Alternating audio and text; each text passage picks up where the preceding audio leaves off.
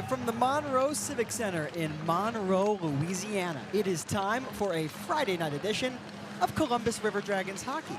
Hello everybody, my name is Liam Gotimer. As always, it's an absolute pleasure to be here alongside all of you as the River Dragons take on the Monroe Moccasins for the 7th time this season. Columbus comes into this game with a record of 26-16, 5-4-1. They have 93 points. They are cemented into the 3rd spot in the Continental Division. Looking up at, well, one of 2 teams, the Monroe Moccasins.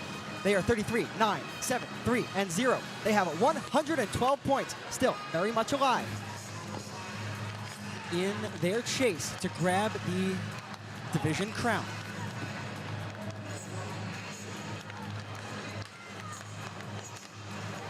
The River Dragons' last game came on Saturday night on home ice against, well, these same Monroe Moccasins. It was turn back the clock night, and what a finish we had for you all on the Chattahoochee River. With that, let me take you back. 20 minutes on the clock, both teams on the sheet. The Columbus River Dragons and the Monroe Moccasins for the 6th time this season. Brody Thornton, an active stick in the neutral zone. Barrow and Doherty a 2-on-1. Doherty, Barrow scores!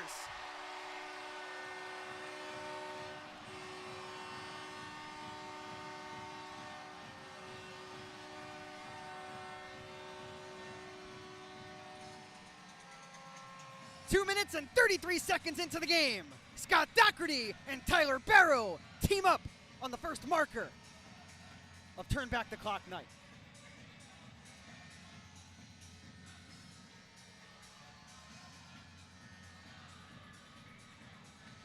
After a 4-point night last night, he misses just wide past Branch.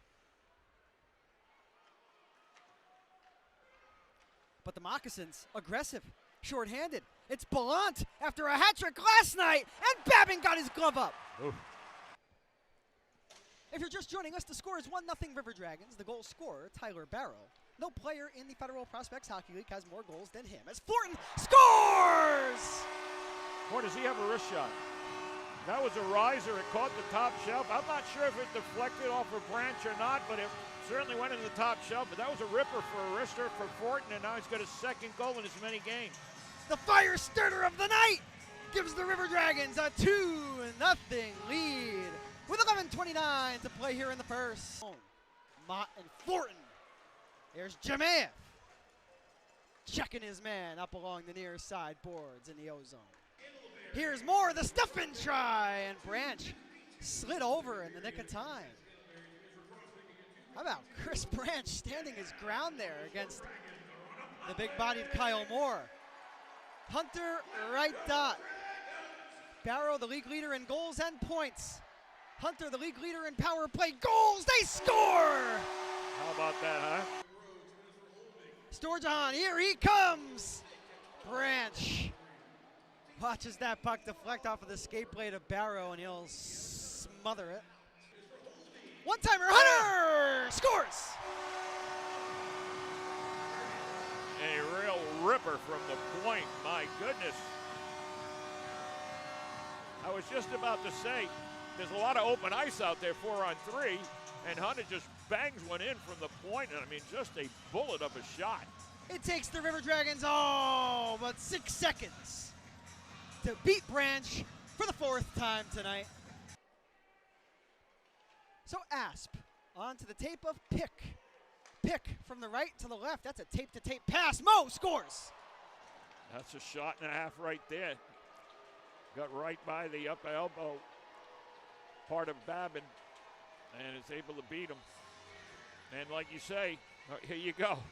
All right, 4-1. Hagen Mo loves to play against the River Dragons, I'll tell you that.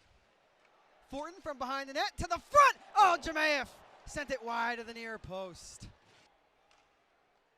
So here's Kyler Matthews, rink wide. The Moccasins have their mojo. Fornaris, the tap, the bomb, they score. It's tipped in. I have a memory of my time in the ECHL. It's crazy as Pick scores through the 5-hole of Babin. Left side, Mo, save, rebound. Blocked on the backhand. Ballant, save, rebound, score. It's Mo. I cannot believe that they didn't whistle it down. Fernandez just took a beating in the corner. Now he's taking another shot. On the ice for Columbus. Kyle Moore, Alexander Jemayev, Tyler Barrow, and the man with the puck, the captain and the face of the franchise, Kirk Underwood. Kyle Moore shoots, save made, rebound, another save by Masternak. He stretches out, the puck is loose. That's your game. How about that? The puck was just laying in the middle of the crease, and I didn't get the number who jabbed it in. Kirk Underwood, there it is. The overtime game-winning goal. River Dragons 5, Moccasins 4 in overtime. I gotta love that right there. I'll tell you what. I mean, hats off to Monroe. They played a heck of a hockey game. They had the puck for probably a good 2/3 of that overtime period, and they were unable to get it by Babin, who made it really a couple of great saves. The difference with Beam isn't just speed, it's service that you can count on. And when you call, you'll reach real people who live right here. And when you connect, you'll feel the reliability that makes Beam stand out. Now whether it's working from home, streaming your favorites, or keeping up with everyday life, Beam keeps it all running smoothly. And right now, get our 1 gig plan for just $60 a month for your first 3 months. Fast, dependable, and local. Beam Broadband, connection you can count on. An orthopedic injury doesn't mean you have to spend hours in the ER. Houston Urgent Ortho now offers orthopedic urgent care 6 days a week. At Houston Urgent Ortho, see an orthopedic specialist for your fracture, sprain, strain, or pain. Everything you need for your orthopedic injury is here, because orthopedics is all we do. Go straight to the specialist. Go to Houston Urgent Ortho.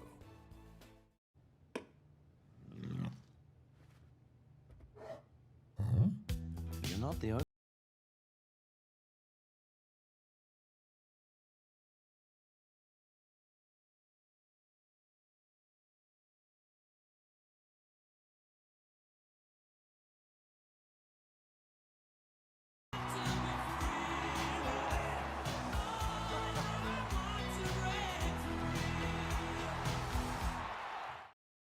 Coach, pretty wild 5-4 finish on Saturday night. What did you see from your team? Yeah, we did a lot of good things. Just about had a repeat of the night before, but clamped it down. I thought we managed the game a little bit better, per se. So I think the old stripes got in the way a little bit again, made it interesting, but I really liked the energy the guys brought and the game they played. Talk to me about playing against a team like Monroe. Like you said, 2 similar games from Friday to Saturday night. How do you think overall your team matches up against the Moccasins, whether that's at home or on the road? Yeah, I mean, I think we match up well with anybody, depending on what team of mine decides to play, type thing. So, you know what I mean? Monroe's a little bit heavier than Athens. And you know they're playing a couple guys short, and kind of bringing in some young guys and see what they could do or whatever. So they were kind of short all weekend, to be honest with you, as far as that goes. And we were missing a couple guys, but for the most part, that's our team. And if we execute everything that we're supposed to do, I mean, there's not a team that we can't handle. How do you feel Saturday night's game developed towards the end there? It seemed like you had complete control through the first 40. Yeah, you know, doesn't matter who, Athens, Monroe, PD, they can all put the puck on the net. They all got some pure goal scorers, and you know, so again, everything all comes down to execution. You know, when to go for a goal on a rush, when to rush the puck, and maybe not go for the goal right off the rush. Maybe go in there and get into our offensive kind of zone, kind of type thing, and not quite take those chances when you don't need to. And then you go on the other side of Monroe, they're down. They need to take the chances, and that's where we need to defend well and let them shoot themselves in the foot and take advantage of them pushing, and we take advantage of a mistake that they made. Coach Kirk Underwood scores the overtime game-winning goal, one game after becoming the all-time leader in franchise history in games played. What did you see from the bench there? Yeah, you know what I mean. And again, the night before, watching the overtime, and I got to thinking, I'm like, guys, you're pretty much playing man on man throughout the whole ice. And I mean, not that I played a whole lot of 3-on-3, wasn't really my forte, but I mean, I have done it. And I think really we shouldn't pick a player in the defensive zone or in the neutral zone. It's almost whoever has a better angle should take that guy, and we should always have numbers around the puck type thing. And I thought we kind of changed that a little bit on Saturday night as opposed to Friday night. And you know what? It just takes a little bit. It just takes a guy being off balance just for a split second to get that 2-on-1 and get ahead of that guy. And we tack kind of a broken play. And kind of squirts loose, and he goes in for a cleanup, and it couldn't happen to a better person. Overtime from Friday night to Saturday night, how do you think the team overall responded? I think they responded well, and again, it's at that point, I got to put out the right guys. And on Friday night, I went with Motter, and he kind of got caught out there on the last play and went for a change, and that was kind of the difference. And that's kind of that's my fault. That's not the guy's fault type thing. So anyways, I didn't use Motter, not that he couldn't play out there, because he's a great skater, and I thought he showed that he can move the puck well and all that stuff, and really defend. And it's not so much, it's that fine line between an offensive side of things and a defensive side. So put two offensive guys and a good skating defenseman out there is kind of what I'd be looking for, kind of thing. That's what I went for on Friday night, and I kind of changed it up on Saturday. And on that note, in the extra session on Saturday night, your team drew a penalty before the overtime game-winning goal was scored. So there's that extra effort kind of coming through and helping you get an extra attacker. Yeah, you know what? That just gives Jay Krupp something to complain about. The villain that he is. Yeah. You know what? I mean, it is what it is, and if you do things the right way and you put pressure on at the right times, more times than not, that's not going to get called. But they did, so it's all good. Before we leave Saturday night, it was turn back the clock night. How did you find the experience to be? Yeah, you know what? It's not quite the Legends game per se, but kind of a watered down version, and it's always nice to I guess honor the fact that hockey's been around here for a long time, and the guys that came before, those guys in the locker room there, I mean, they're the ones that set the stones and set the foundation for the fan base and everything that we do. So it's kind of nice to honor those guys and honor Martha and Charlie Morrow and Wanda and Shelby, and they kept it alive for all the times. And then to give Jeff the opportunity to come in here and revive it and build on that legacy, even though we do have different names. But hockey in Columbus, I think we have the jersey to say it, Hockey Town. And I think we've proven that we are a hockey town. I just want to say personally, thank you for sharing those two championship CDs with me. Watching that's it's one thing to hear about it, it's another thing to see it. Yeah, you know what I mean. It's I haven't showed the boys that yet, and the guys that have been around long enough, they've already seen it, type thing, and it just kind of puts everything in perspective. Where and it's kind of cliche-ish, where you have 18 guys the 18 brothers that have fought for each other and bled for each other, and all for that W, all for the wins to get you to that point. And it just, I think in any other sport, it just doesn't relate as well as hockey, because I think guys put in a lot more than some other athletes do. Monroe played on Sunday against Athens and then played on Tuesday night as well. Curious, were you able to catch either of those games, and what did you take away? Yeah, I watched them both. Yeah, it's kind of nice watching those guys kick the crap out of each other, and let them go at it. And you know what? They're fighting for the top seed, and they both have something to shoot for, type thing. So going into this weekend, don't really know what mindset they're going to be in. If you look at it, they played 4 games in 5 nights on Tuesday. I don't know what that relates to. They got a couple days off, a travel day. They probably skated today, probably have a morning skate tomorrow. So they're probably in a little bit of a, kind of catch-22, not really work hard, but, just kind of maintain. And I know when we do that, we tend to fall off a little bit, and our consistency as far as playing the right way. I mean, these games for us don't really mean anything, but it's more the consistency of, we seem to have struggled to find that all the time. And when you put in a game where it doesn't really matter, throw your sticks out there and see what happens, that's not really how I want to play this weekend out, type thing. So I want to make sure that we're in a good mind frame and play the right way. What were you telling your team this week during practice on that note with these 2 impending games? Yeah, you know what? Monday, fun day. Tuesday, Wednesday, little work day. Today, kind of scaled back a little bit, and specialty teams, power play, penalty kill. So Monday, Tuesday, Tuesday, Wednesday, a little bit more work day.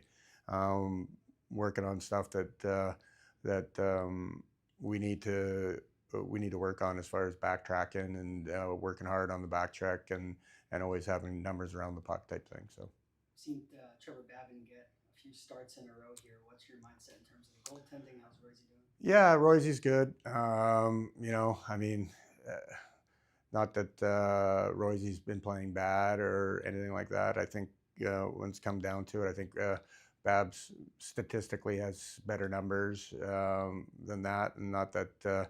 I'm not a big stats guy per se.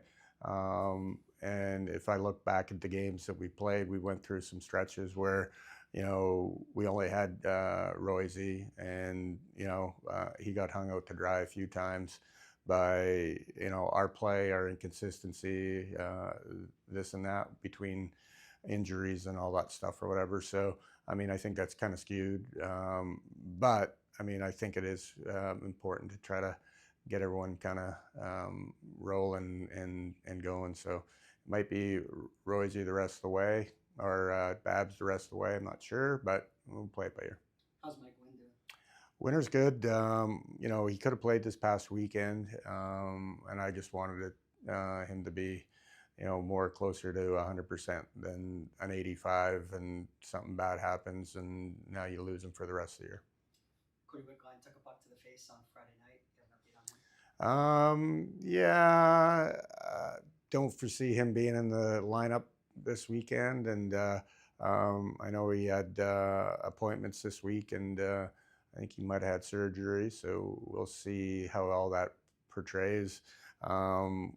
I could backtrack it to the Saturday or the Friday night game, and put him on the IR for this week and next week, and you never know, he might be available for the playoffs. Last question for you, outside of my fun one. The Snake Pit, a tough place to play there in Monroe. What can you take away from the 2 games that you played there earlier this season? And on top of that, how you've been playing going into these 2? Yeah, you know what, Monroe, no different than any other place on the road, and we only make it tough. We make it tough on ourselves by how we play. So again, we play the right way. Road, we don't need to we don't need to put on a show. We need to play the right way, get the puck in, get the puck out, go to work, capitalize on our opportunities, and all that stuff. So, I mean, it doesn't really matter where we play. It's a sheet ice. It's the same sheet ice for both teams. I would say the ice is going to be terrible down there, and we got to adjust our game a little bit and not be quite as fancy, and let's play a little bit more direct and take control of the puck. This is a long one, I'm sorry. One last question for you. You have an update on Lucas Texmo after his series in Wasaga came to an end, and just overall a note on their season? Yeah, little Tex got in yesterday, so he was here this morning for practice. He did not skate. He's got a little lower body injury from that series, and I'm not sure. I think he might have missed the game, the final game up there because of it. So he won't be playing this weekend, and nursing that, and hopefully he's good to go for the playoff run. All right, Coach. We asked every single player after practice today to give me a word to say during the broadcast that I have to get in, a word or a phrase. So I would like you to add a word or a phrase to that list. Oh boy! Just no curse words and off the cuff, huh? Leaning towards Monroe or anything. Nothing would suggest that. Off the cuff. Off the cuff. All right, off the cuff it is. Coach, thank you for your time and good luck today. As you just heard, head coach Jerome Boom Boom Bichard had plenty of things to say about his team's performance on Saturday night, which of course yielded a overtime victory on home ice, and then talked about what the emphasis was during practice this week, and ended the interview, which as always is brought to you by our friends over at F&M Cigars, by, well, providing me a phrase to mix in during this weekend's set of broadcasts. And Boom was not the only one to provide me a phrase. His was off the cuff. Many of the roster did too. So if you hear me say something a little bit out of the ordinary, that is why. With that said, fans, it's a great time to tell you all that this is your last chance this season to snag a custom authentic jersey. Any player, past or present, any number, any color. Don't just be a fan. Wear what the pros wear. Represent the Dragons the authentic way. Grab yours online before the deadline of April 19th. Scan the QR code on the left for adult jerseys, the QR code on the right for youth. This one I'm excited about. Do you want a piece of Dragons history for free? Well, we're giving away a team autographed jersey, framed, and the entry is 100% free. I'm heading over to Dash right now. Got to interrupt to add me. No, I'm just kidding. Head to Dash right now to enter. I cannot win, but you can. We're announcing the winner live at our final home game on April the 11th, which is also Fan Appreciation Night. There's plenty more to win. Be there and get loud. Head to Dash and enter today by scanning the QR code on your screen. Fans, did you miss out on any of our specialty jerseys this year? Well, here's your second chance. We're raffling off a bundle of 5 custom specialty jerseys. Your size, your name, your number. You could win the whole collection for as low as $10. Don't wait, the raffle ends April 20th. Head to Dash right now to grab your tickets and win the Ultimate River Dragons set. The River Dragons are back on the road, which means you all have an opportunity to win the jersey of both Kirk Underwood and Ryan Hunter right off of their back. Tonight, we are circling number 11. Oh, Captain, my Captain, the man who ended the game on Saturday night on home ice. You can own the white jersey right off of his back, and it all starts by scanning that QR code. Don't just get involved with Kirk's jersey. Ryan Hunter, his is available too, which will be tomorrow night. And last but certainly not least, it's the ultimate fan appreciation experience. We're auctioning off the entire team's limited edition Hockeytown jerseys. Win the auction and you'll head to the ice post-game to meet your player, snap photos, and get your jersey signed right at center ice. Hey, I'll be there too, by the way. The auction ends after the first intermission on April 11th. Score your jersey and own the ice with the River Dragons. I love the Hockeytowns. Scan that QR code, and one of those could very well be yours. You can have a VIP experience with your favorite player on ice level once again after Fan Appreciation Night, which is April 11th. The pregame festivities continuing here in Monroe. We'll be back in 90 seconds with more of it. Every day we're on the road, dedicated to servicing our community and neighbors. At Air Force Heating and Air, we're committed to your family's comfort all year round. Whether you need repairs, maintenance, or new system installation, the Air Force team is here for you, residential and commercial. Plus, we offer duct cleaning and sealant services, air quality and virus protection, and plumbing. Call Air Force Heating and Air today. Serving you is our top priority.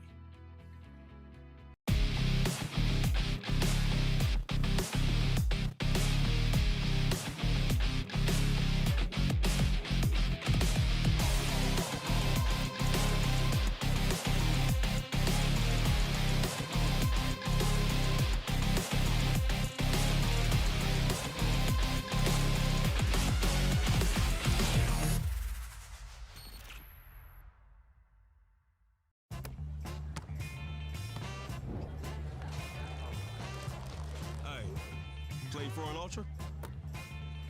We playing for ultras? Brace you for an ultra? Put an ultra on it.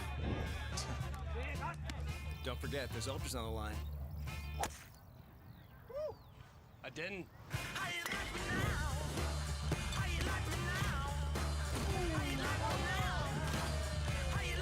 Michelob Ultra, superior light. Back here in Monroe, Louisiana. My name is Liam Gotimer. The puck drops in just about a few minutes. But before we get you all there, fans, this is a perfect time to introduce tonight's pest of the game. And I got juked out, I'm not going to lie. If you saw the social media video earlier today, I said, well, that the pest of the game is Tyler Masternak. I rarely pick the goalie because, well, the starting goaltender can be unpredictable, and well, unpredictable it is. It's not Tyler Masternak tonight. Chris Branch gets the start. 6'0", 190 pounds, out of Yonkers, New York, 25 years old. Branch got the start on Saturday night in Columbus. He only lasted 26 minutes and 43 seconds.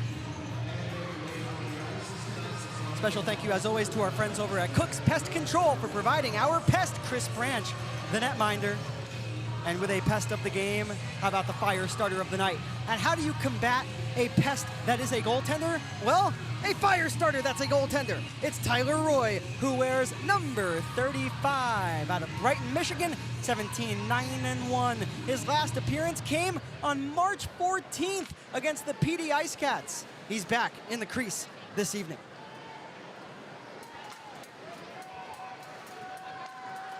And fans, this is how the River Dragons will line up tonight. Tyler Barrow, Alex Torjahan, and Kyle Moore left to right is your first line. Ryan Hunter will play alongside Alexander Jemayev and Brad Fortin. The third trio of forwards, Ryan Galvin, the captain, Kirk Underwood, shifts from the back end to the forward group. He'll play in the middle alongside Galvin and Scott Doherty, number 13. One extra forward, well, it's his return to Monroe. Ben Stefanini, number 25, of course, the former Moccasin. On defense, it's Nathaniel Mott, number 74. He will play with Brody Thornton, number 65. The second pair is Mike Wynn, number 44, with Josh Colton. And the final duo of defensemen, Lair Patakin and Nathan Balkwill. But once again, your fire starter of the night and goaltender, Tyler Roy, in between the pipes, backed up by the Dark Knight, Trevor Babbitt.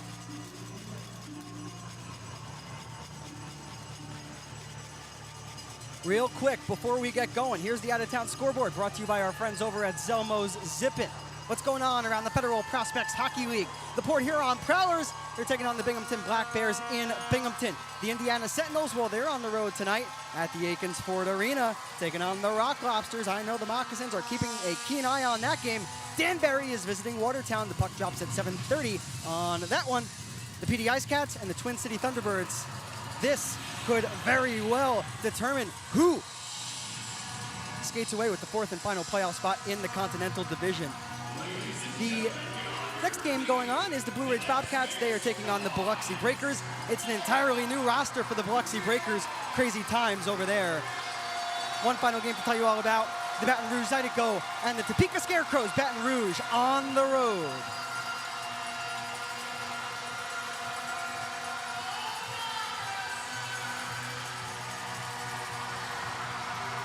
The Rock Lobsters lead the Continental Division with 116 points, trailed by the Monroe Moccasins, who have 112. The Columbus River Dragons, your Columbus River Dragons, are cemented into third place with 93 points. While the PD Ice Cats, for now, they hold that fourth and final playoff spot, but just 6 points separates PD and Twin City. And as I just mentioned during our out-of-town scoreboard, they play each other tonight. The Baton Rouge Zydeco, they are in 6th place. They have had a nice jump up the standings. Well, in terms of points from where they were in the beginning of the season, not the same can be said for Biloxi, who remains at the bottom of the Continental and the bottom of the league. The Empire, well, it's dominated by Binghamton, 131 points. As my wonderful broadcast partner Mike V says, they can just shut down the bus the rest of the year. The Port Huron Prowlers, they've been hot as of late. And even with that said, they're still 31 points behind the Binghamton Black Bears. Blue Ridge, Topeka, Danbury, Watertown, and Indiana close out the Empire Division. There's the look at your standings entering play tonight around the Federal Prospects Hockey League. With that, it's time for the national anthem, followed by the ceremonial puck drops, and it all starts for real. The River Dragons and the Moccasins for the 7th time this season.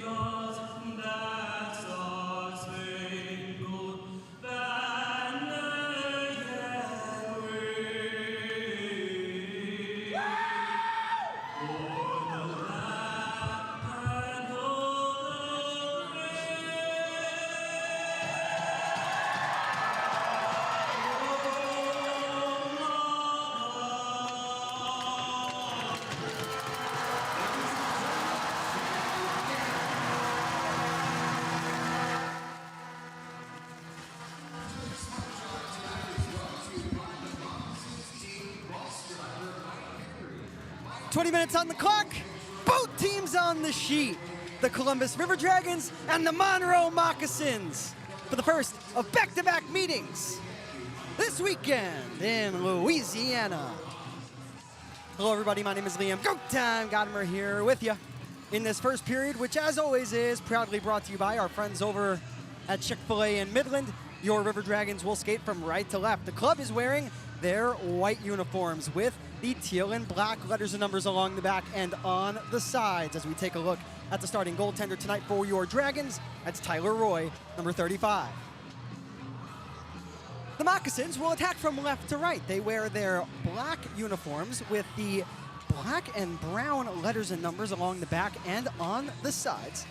They will, of course, skate from left to right since the River Dragons are attacking from right to left.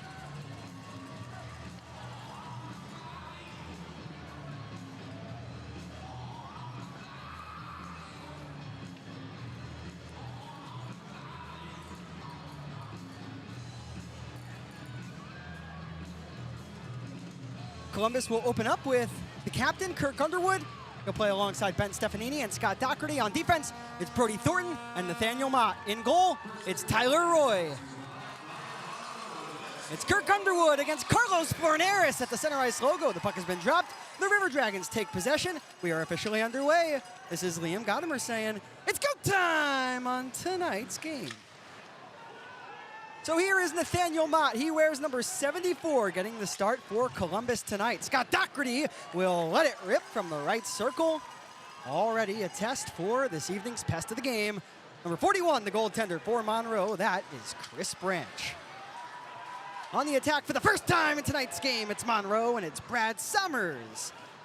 A blocker save made by Tyler Roy. Let's talk about Tyler Roy for a moment. His last appearance came on March the 14th. He made 40 saves that night on 44 shots. That was a loss in Florence against the Ice Cats. 17-9-1, 3.89 goals against average, and a save percentage of .885. Here's Casey Gerstein, number 71. He'll skate quickly down the right side. He's pressed up by Lair Patakin, number 36. Lair has not played with the River Dragons since March the 15th against PD. Patakin makes the good play inside of his defensive zone, and now Kyle Moore on the hunt. He lifts the stick and gains body position on Matcham. They have taken a shot to the face, nothing called. Patakin to the flank. He shoots. Nobody knew where the puck was. Monroe finds it. It's Hagen Moe, and a save made by Roy. The puck takes a bounce off of the backboards, and 90 seconds into the hockey game, we'll have a face-off to come.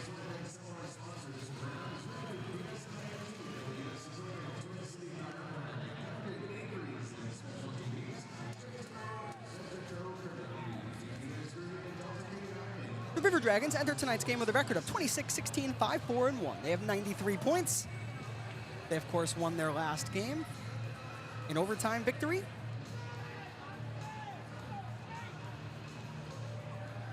While the Moccasins, 33-9-7, 3-0. They are still very much alive in their pursuit of the Continental Division crown. As a shot from the line, that was Caden Eilot, number 11, who took it.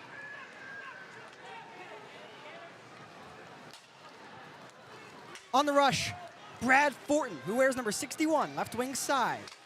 He'll go across the ice. Jemayev will scoop it up despite coming close to two Moccasins. Here's Jemayev below the goal line, rink wide. Hunter settles it down, and a block shot by the Moccasins helps out their goaltender as Jemayev had gone down in the crease.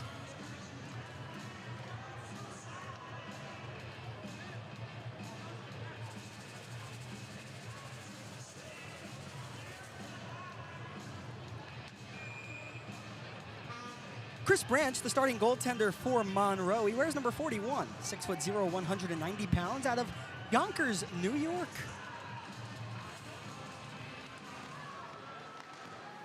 He makes a save off of the face-off, trying to pounce on it. It was a combination of Fortin and Jemayev. Mike Wynn shoves his man right down. That was Forneris. Mike Wynn playing his first game for the River Dragons since March the 7th. Welcome back to Mike Wynn. Kyler Matthews from the line. That's blocked. Forneris will skate over to the far flank. How about the defensive positioning of Brad Fortin at the end of his shift? Just get it out to the neutral zone and allow for the remainder of his line mates to grab a change.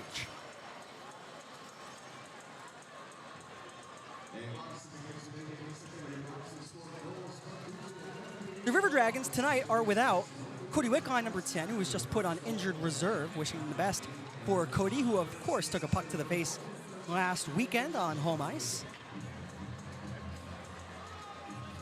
The club is also without Jacob Snellenberg.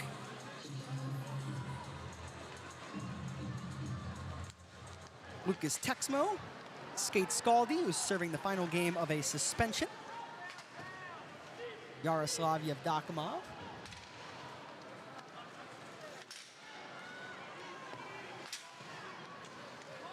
So Scott Doherty inside of the defensive zone.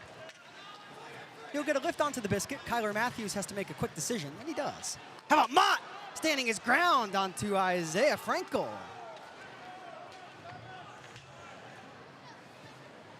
I've been extremely impressed with Nathaniel Mott. His early days as a River Dragon, as no icing there. Roy gets a touch on it.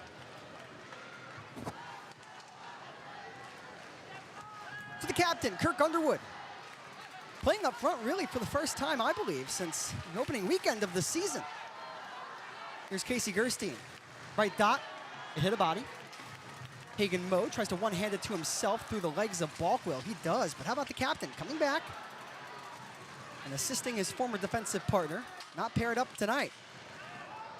As that shot hits the corner glass, it does not go out of play. Hagen Moe in the slot. Blockered away by Roy, my goodness. Tyler Roy sharp in the early portions of tonight's game. Here's Gerstein.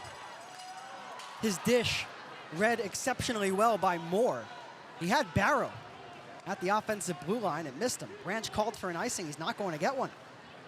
Let's see if this new look first line of Alex Storjahan, Kyle Moore, and Tyler Barrow can create something. Of course, with the club without Cody Wickline, they'll have to defend here. This is Christie.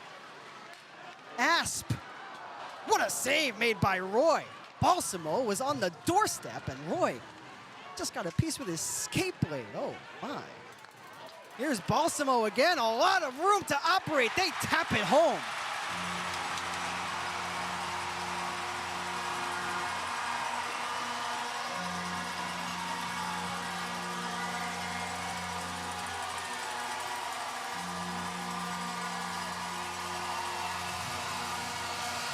Jared Christie gets the goal.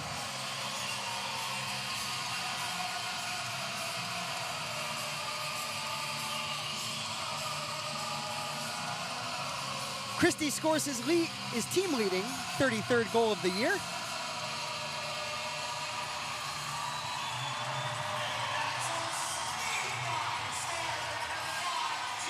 Fans, you are all looking at head coach Jerome Boom Boom Bichard, but here on the ice they have thrown snakes. Not real snakes. I suppose that's a tradition.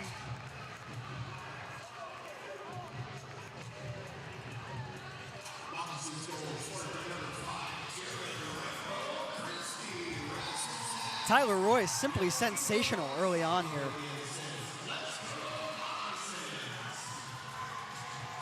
Nothing he could have done on that goal.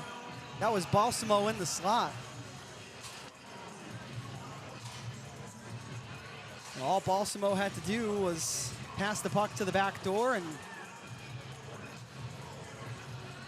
that's a tap-in marker for Jared Christie. The goal comes at 4:39. Once again, it's Christie, who wears number 5, his 33rd goal of the season, assisted by Dean Balsamo, who had been out for Monroe since March 22nd. He returns. He already has a primary assist. Rasmus Asp, the secondary helper. A quick note on Dean Balsamo. A pest tonight against the River Dragons for sure. But in his second game with Monroe, in the first game of the season between the River Dragons and the Moccasins, it was a hat trick for Dean Balsamo. So you have to watch out for number 93. He helps to create the first goal of the game. The recipient, once again, Jared Christie. It's 1-0 Moccasins.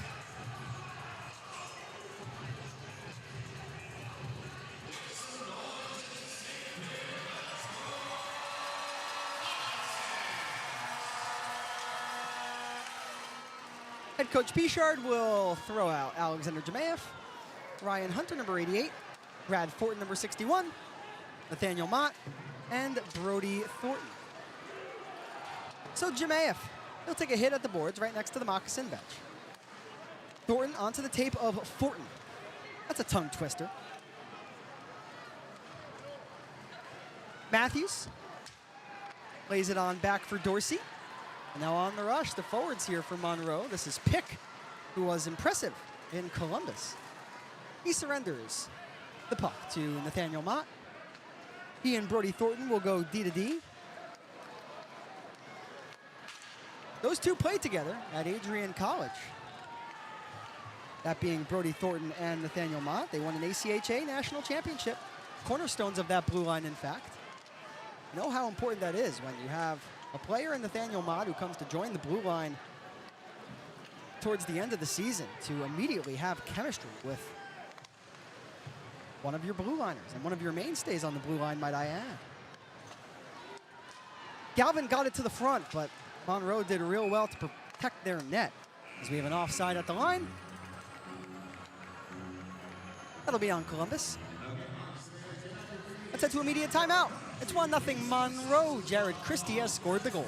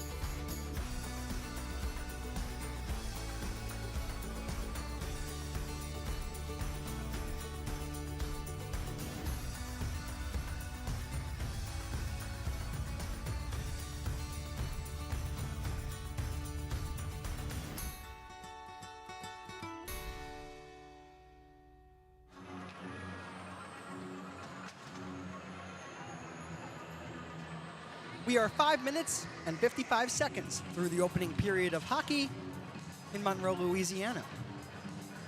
The score is 1-0 in favor of the home side. Jared Christie for the Moccasins. No player has more goals than him. The goal accounted for his 33rd marker of the year. We're back underway. Monroe nearly turned over the puck inside of the offensive zone for the River Dragons. Balkwill, as Monroe was beginning their counterattack, was able to glove that puck down inside of the defensive zone. He'll swivel away from two, find the tape of Galvin, and now the speedy Kirk Underwood. Underwood, Galvin, he left the puck behind. Stefanini was in the vicinity as well. Oh boy, here comes Monroe across the ice. Asp, who joined the play. That's the defenseman. Excuse me, that was Pick, 47, not 77. Green had trouble with it at the right point. Summers, right dot, shoot, save, rebound. Oh, Roy got over to the near post. The fire starter of the night comes up large. It remains a 1-0 score.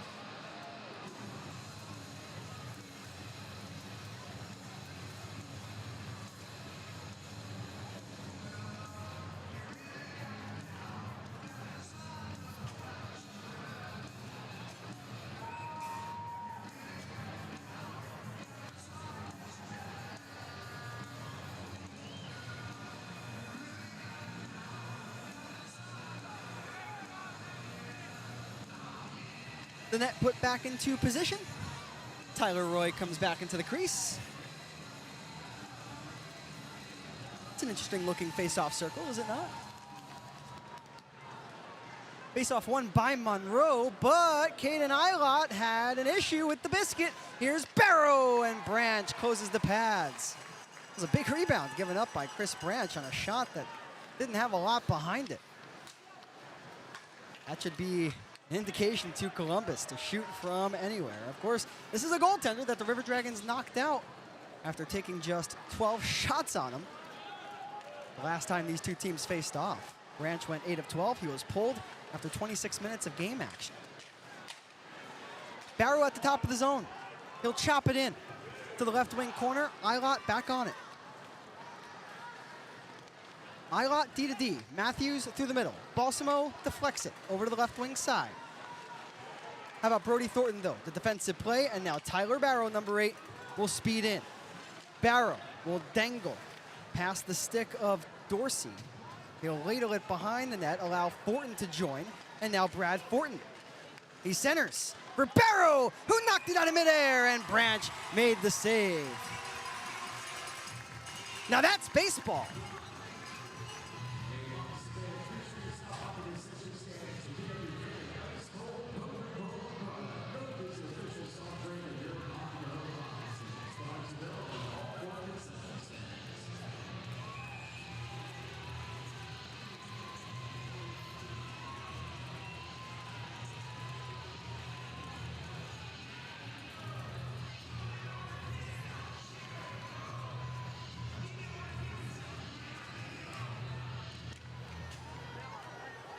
Carlos Forneris wins the faceoff for Monroe, and he'll get it out to center, and subsequently the River Dragon end. The one-handed swipe from Thornton will only maneuver the puck to the far boards. But how about Thornton all over Scantlebury? And the combination of Thornton and Mott will get it up ice for Jemayev. Jemayev, right circle, and Branch swallows it right up. There was a lot behind that rip from number 71.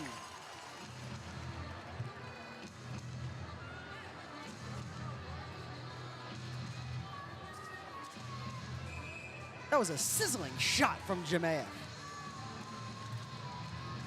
You know, on a Sunday morning, you throw some bacon on the grill and it just sizzles.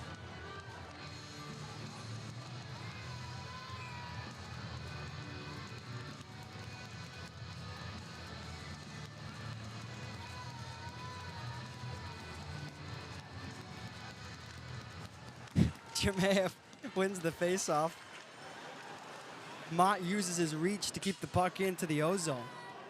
It's smacked off of the glass by Jemayev. Down low, Thornton and Hunter had an opportunity to go after it, but Monroe super aggressive at their own blue line, and now Scantlebury will go into a board battle with Mott. Man, Nathaniel Mott just gave Scantlebury no room to operate. Thornton now shoots, scores!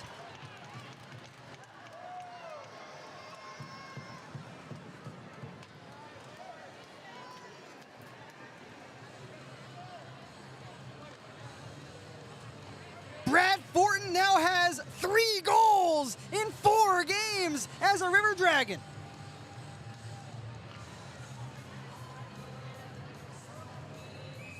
I mean, very seldom am I at a loss for words. I'm speechless after that rush from Brad Thornton. I mean, what a find this guy has been. Both he and Nathaniel Mott. Don't forget, it was Nathaniel Mott's work in the defensive zone that allowed Thornton to get that scoring chance, and he did not miss. Roy makes a save on a shot from the dasher.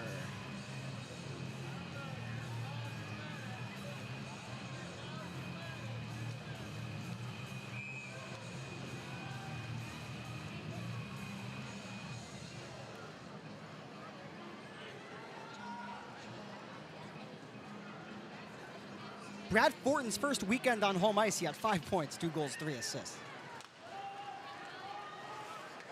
Now his second game on the road. Of course, Thornton made his professional debut in Athens, as there's a high stick onto Stefanini, and that will be called. The River Dragons will go to the Public's power play for at least 2 minutes.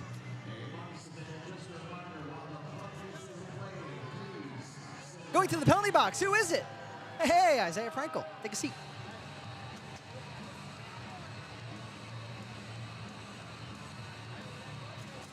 Number 94, the forward, Isaiah Frankel, to the penalty box.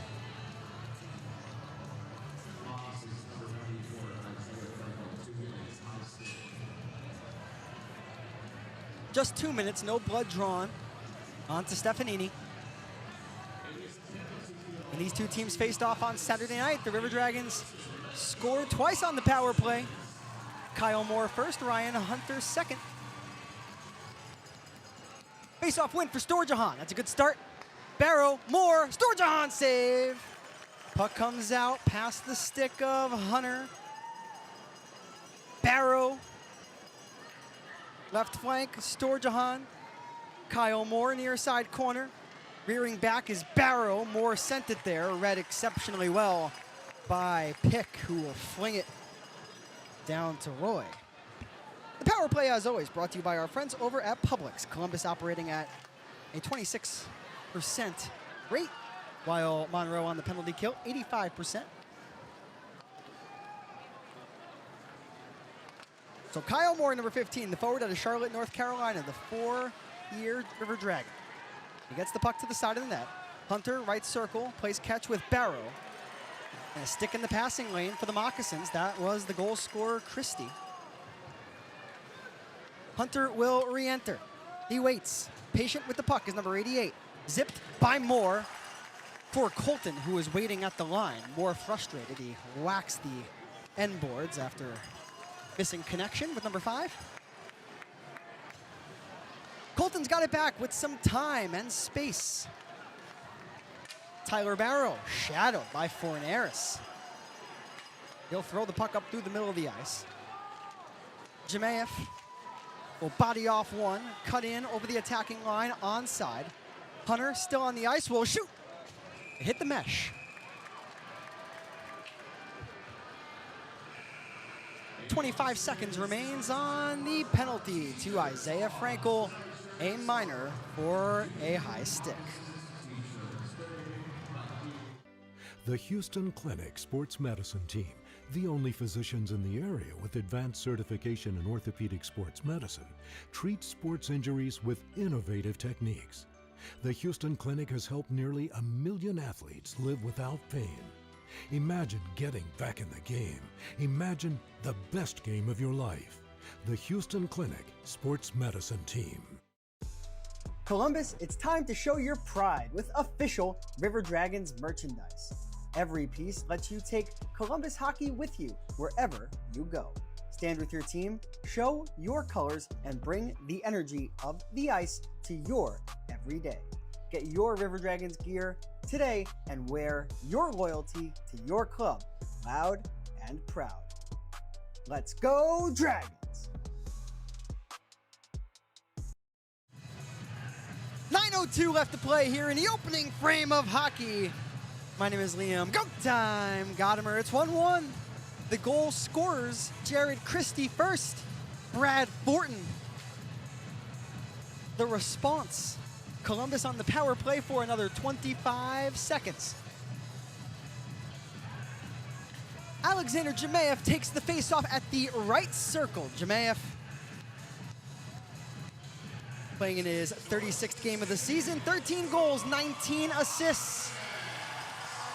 We have a false start on the faceoff, so we'll do it again.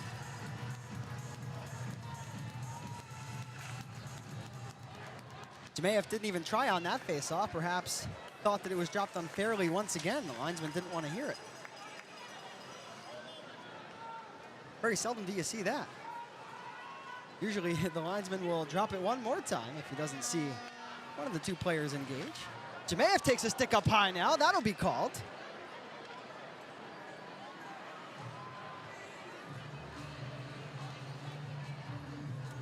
And Jemayev is down on his knees. He took a shot there. Is this going to be 4 minutes? I believe the official may have just put a 4 up.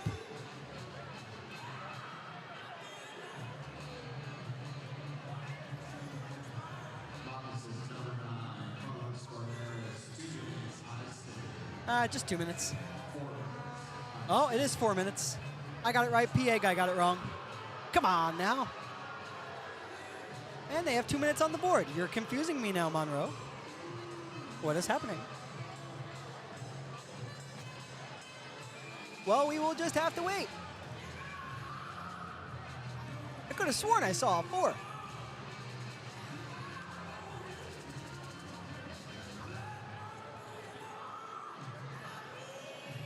We will leave it at 2 because that's what it says on the scoreboard. Perhaps the River Dragons waiting for that change, as am I. It'll be a 1 second 5-on-3, by the way. Frankel up on his skates. He'll come out of the box once the puck is dropped.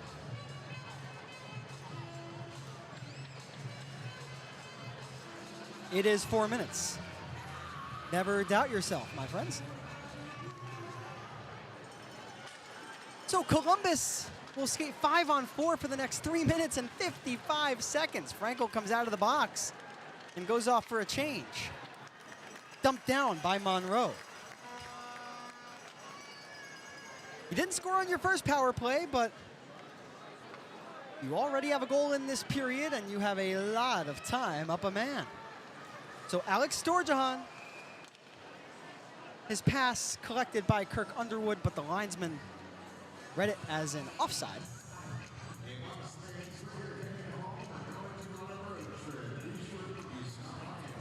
Ryan Hunter on the ice for the River Dragons. He leads the FPHL with 17 power play goals.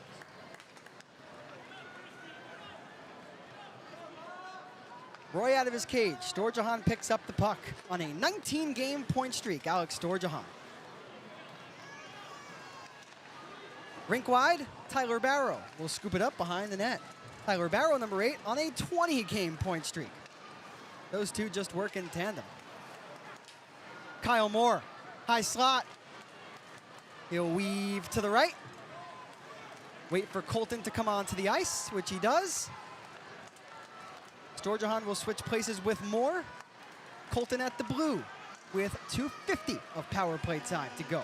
Barrow to the net, and Branch, despite Kyle Moore providing a screen, makes the save. Now Moore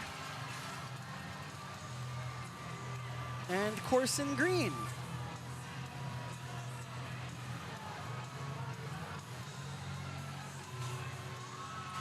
That's what Monroe does, especially on home ice. They may not do it on the road because, of course, it's a strategic thing, right? You don't want to engage in the physicality when you're on the road. You want to play a very simple game, but when you're on home ice, especially when you're down a man for more than 2 minutes, you're going to take any and every opportunity to try and goad your opponent into a emotional reaction.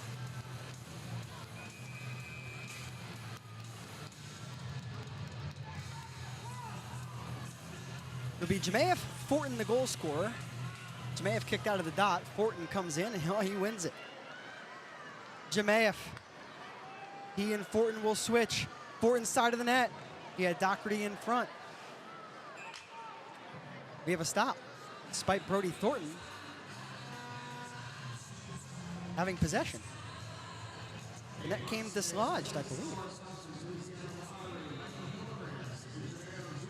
If you're just joining us, the two goal scorers, one for each team. Jared Christie first, Brad Fortin, the River Dragons rookie, next. Columbus on the Public's power play for 2 minutes and 34 seconds. So Brody Thornton, the blue liner out of Clinton Township, Michigan. He booted the puck ahead to himself, but now this will be a shorthanded chance for Scantlebury. But how about Josh Colton? The veteran on the back end, knowing exactly how to play that against Tucker Scantlebury, who is adept at turning nothing into something, whether that's with his fists or with his stick.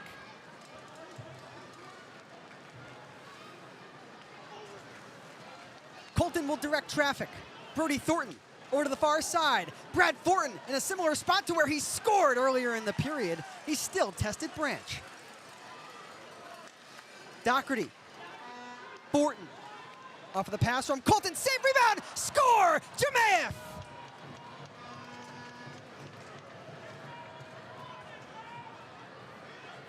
Columbus takes their first lead of the night. It's a Publix power play goal scored by Alexander Jemayev.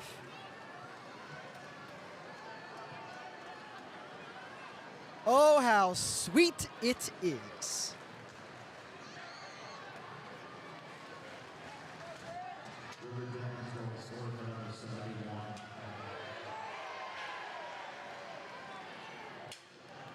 Power play is over because the goal scored in the last 2 minutes of the double minor. So Columbus has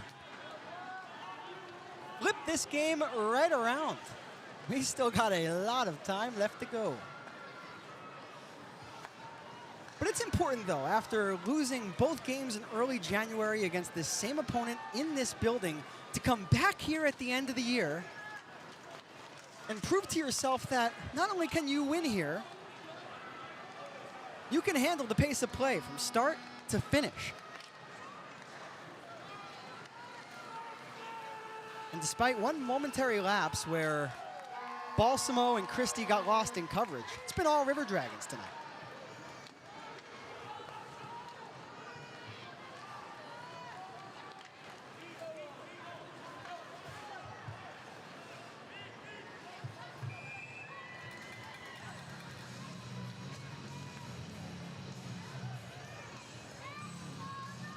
The second goal of the period for the River Dragons comes at 13:36. It's a power play goal scored by Alexander Jemayev, who wears number 71.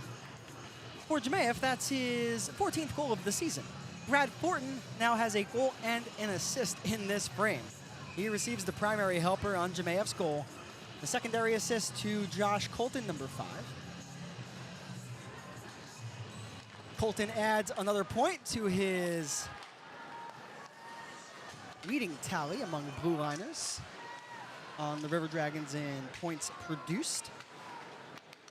For Colton, that's his 39th point of the season, his 29th assist. He has 10 goals to go along with it.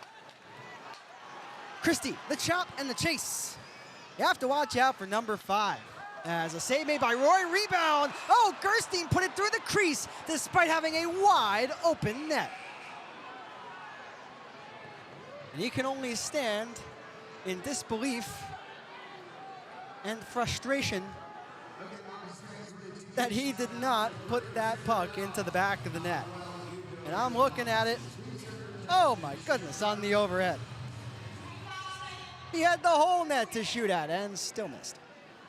We'll be right back.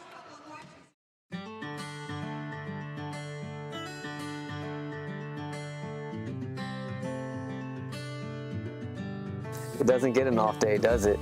Neither do the standards. Getting here is part of the job. Staying ready is the rest.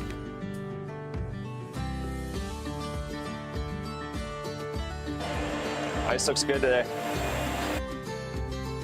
Doesn't matter if it's the road, the rink, or the grind. You need something that shows up every time. Longevity? Season after season. Mileage? All day, every day. Kind of the unsung hero, huh? Same reason people trust us. Toyota, reliable wherever the grind takes you.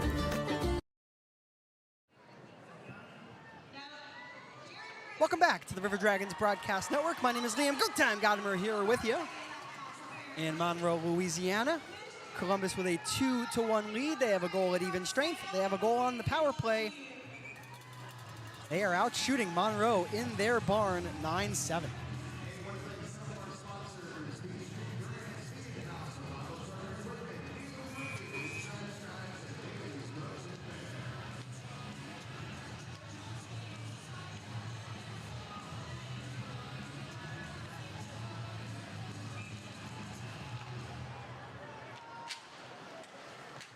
So Lair Patakin defends after a face-off loss for the River Dragons. Tyler Barrow, though, will look to turn what was some defense into some offense. Kyle Moore had trouble with it as the puck was lost in his skates. The puck flipped for Christie. Patakin lays a hit onto him, but now Gerstein, after missing a golden opportunity prior to the media timeout, will power his way to the net. No lane, though. Kyle Moore, rink wide. Tyler Barrow has a step on Matthews. He drops it back, and Storjahan robbed by the bicep of Branch. An unselfish play there by Tyler Barrow. That was a grade A look for Alex Storjahan, but Barrow had clearly beaten Matthews. Matthews was as flat-footed as you can be.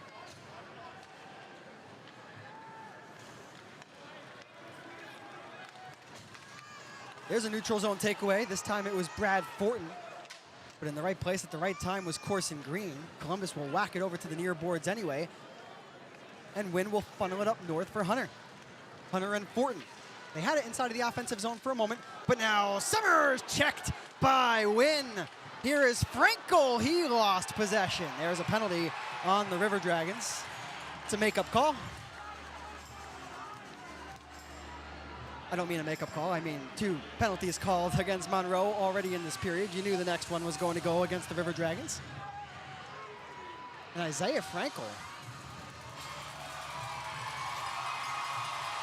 a little worse for wear there as he heads over to the bench. Good sportsmanship from Ryan Hunter just to make sure he's okay.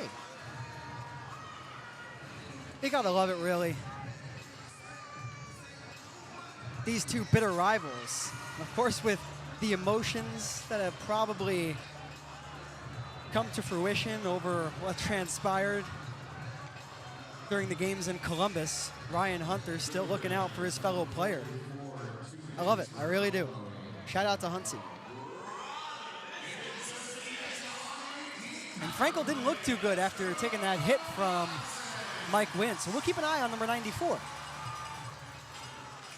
Now, though, it's the River Dragons to the penalty kill and Monroe to the power play as Christie, the goal scorer, will throw it off of the pads of Tyler Roy. It's at the side of the net. Roy bodies it down. Cannot track the puck for the freeze. Here's a one-timer from Fornaris. Roy made the stop on that one. Matthews straight on. Fornaris right dot. His pass for an oncoming Summers. This is the net. Matthews right point. Fornaris right dot. Atop the zone. Christie, they score. Tipped in by Gerstein.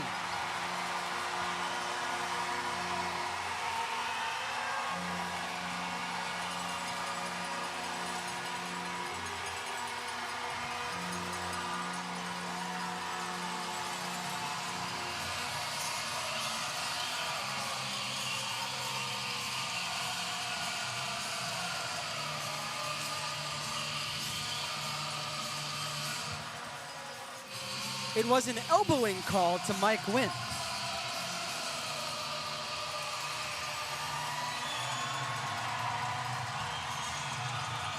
The Moccasins score.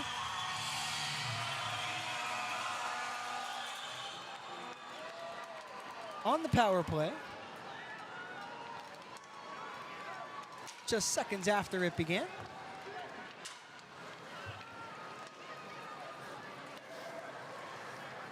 Balkwell on the ice, a new defensive partner for number 18. That's Lair Patakin with Kirk Underwood playing up front. Patakin will weave and sauce. A pass over to the right. Kirk Underwood makes the recovery. He'll lay it back for Balkwell. Galvin over to the right side, and Stefanini will keep it moving. Branch out of his net. Both goaltenders beaten twice here in this first period. Columbus active on the forecheck. Patakin pinches up. Monroe has possession with Green. Still waiting on the official announcement of the goal. I had Gerstein, but we'll see. What I saw was correct. Nothing added to the score sheet yet. Fornaris, the flip to the left. Scantlebury. His pass goes awry. Barrow, a nifty dish. And now Kyle Moore will work out with Storjahan, but Moore's stick went flying. Caught by the equipment staff on the bench. Think fast.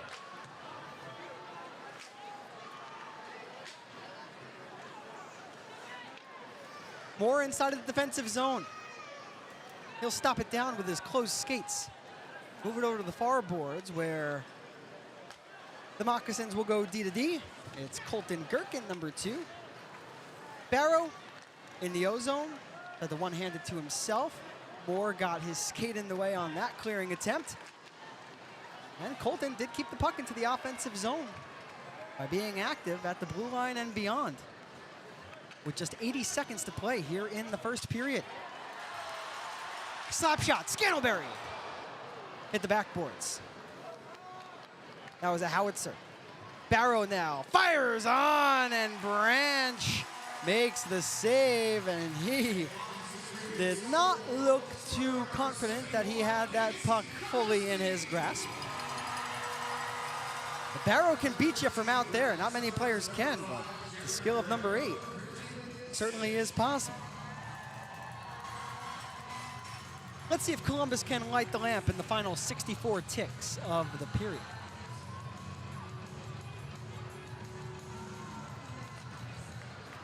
Jemayev already with a goal in this period. He wins it to the side, but Matthews will go to D to D. How about Brad Fortin? Fortin creates the turnover. Nathaniel Mott, right point. Jemayev back for Mott. He'll keep it in, at least I thought. But offside whistle down after a fit nearly thrown by the Monroe bench. They were on it like white on rice. Can't blame them. These games are important. They can still win the Continental Division. For the River Dragons, not so important. Of course, you want to play well against a team that you most likely will match up with in the postseason. But for Columbus, it's really about just skating away from this weekend not injured.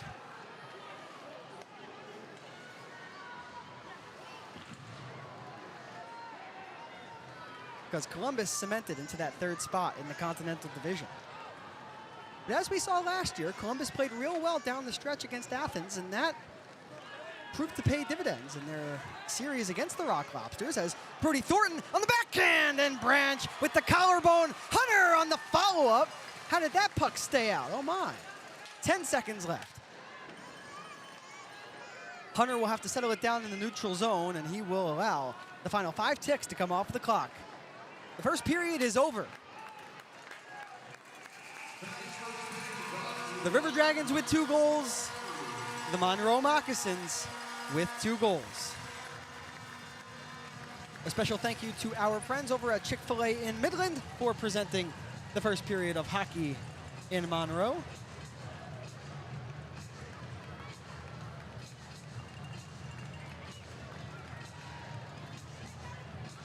We're going to send it to a quick commercial timeout. Then when we come back, I will break down the first period of play.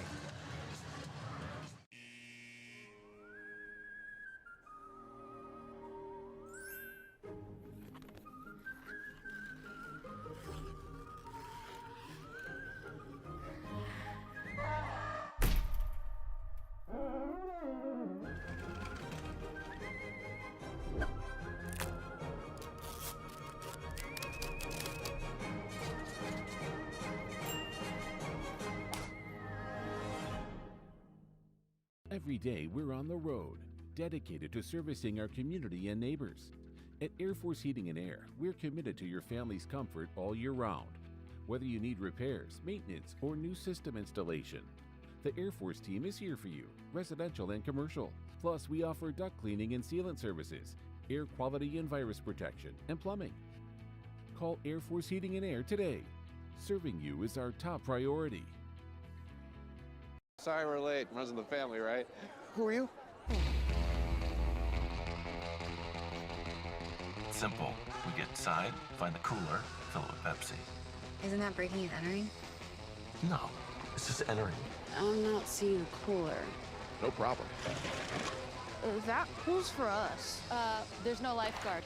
This is Aunt Joni. She's married to Uncle Phil. He's from Boca. Aunt Joni, how is your husband, Phil?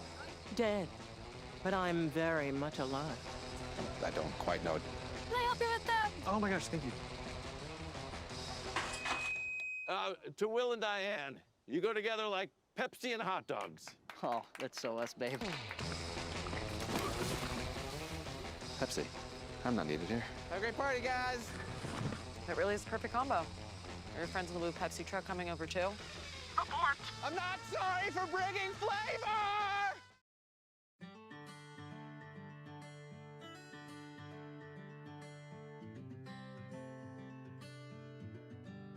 It doesn't get an off day, does it?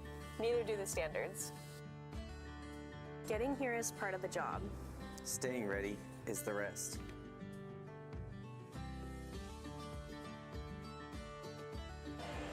Ice looks good today.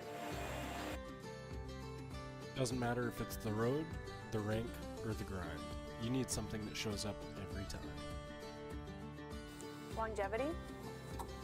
Season after season. Mileage? All day, every day. Kind of young sung hero, huh? Same reason people trust us. Toyota, reliable wherever the grind takes you. A warm welcome back to Monroe. Liam Gotimer here with you. After 20, we have a lot to report on. 4 combined goals between the 2 clubs, 2 for each side. Let's discuss the period in its entirety, shall we?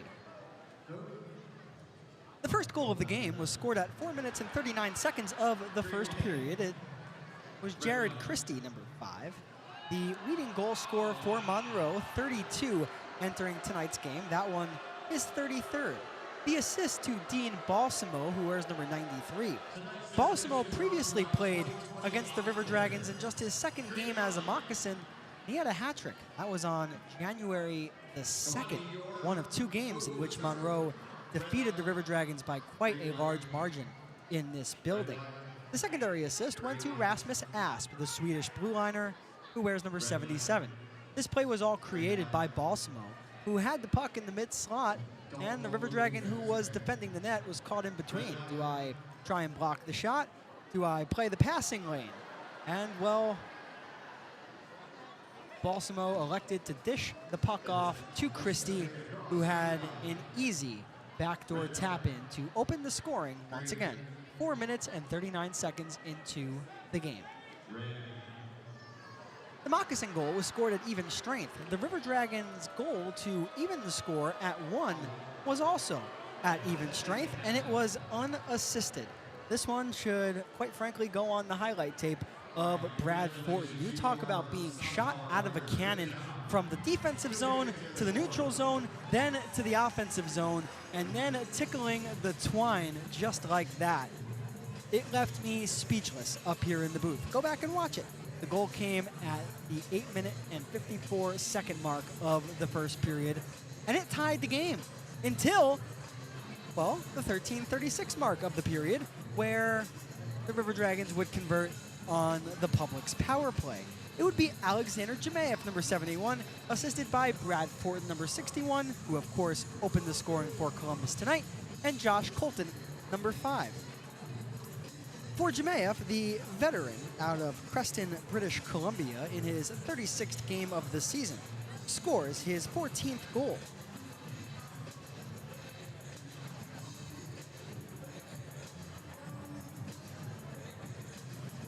The assists on Jemayev's power play goal went to Scott Doherty, number 13. Doherty now has 11 points in his 18th game with Columbus after returning from the ECHL South Carolina Stingrays. The secondary helper to Josh Colton. Colton creeping ever closer to setting a new single season high in points. His previous came during the 2017-2018 season with Port Huron, where he had 47 points. He was named the FPHL's Defenseman of the Year.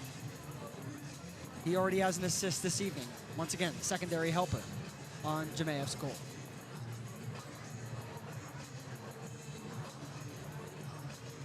The Moccasins would tie the game at 16:54. That would be just 3 minutes and change after the River Dragons took a 2-1 lead. And it would be Casey Gerstein, who wears number 71. So the two number 71s, each scoring the second goal of the period for their respective clubs. Gerstein had missed a golden opportunity earlier in the period, but he did not miss with his team on the power play. Once again at 16:54 for Gerstein. It's now a 5-game point streak. He's got 3 goals and 3 assists in that span.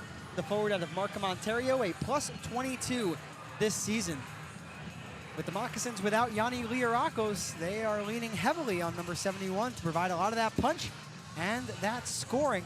And he's doing both of those things already in tonight's game. The shots on goal, just like the score, even at 9. The goaltenders, Chris Branch has made 7 saves on 9 shots. That's a bit better than the 4 goals he allowed on 12 shots when he faced Columbus on Saturday night. On the other side of the sheet, well, the fire starter of the night, Tyler Roy, brought back into action for his first start since March 14th at PD, has made 7 stops on 9 Moccasin shots through 20 minutes of play. We're going to send it to another commercial break. Then when we come back, I've got the out-of-town scoreboard presented by our friends over at Zelmo Zippin, and a look at the standings around the FPHL entering play tonight.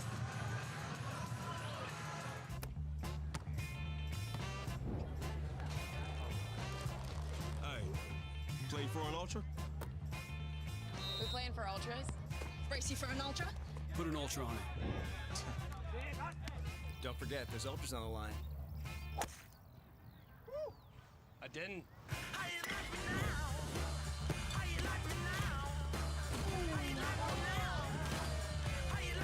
Michelob Ultra, superior like beer.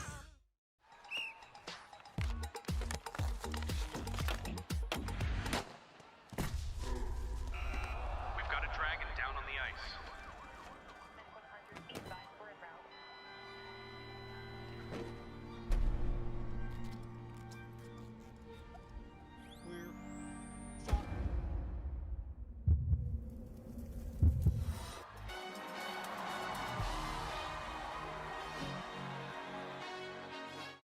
The difference with Beam isn't just speed, it's service that you can count on. And when you call, you'll reach real people who live right here. And when you connect, you'll feel the reliability that makes Beam stand out.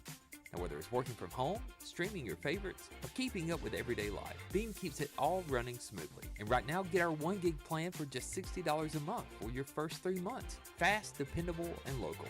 Beam Broadband, connection you can count on. Let Shredaway, a division of the Overby Company, take care of all your document shredding needs. We can design a custom shredding program for your business today. No need to purchase equipment, no maintenance expenses, no need to prepare records for destruction, increase employee productivity, increase security, no worry. Was it really destroyed?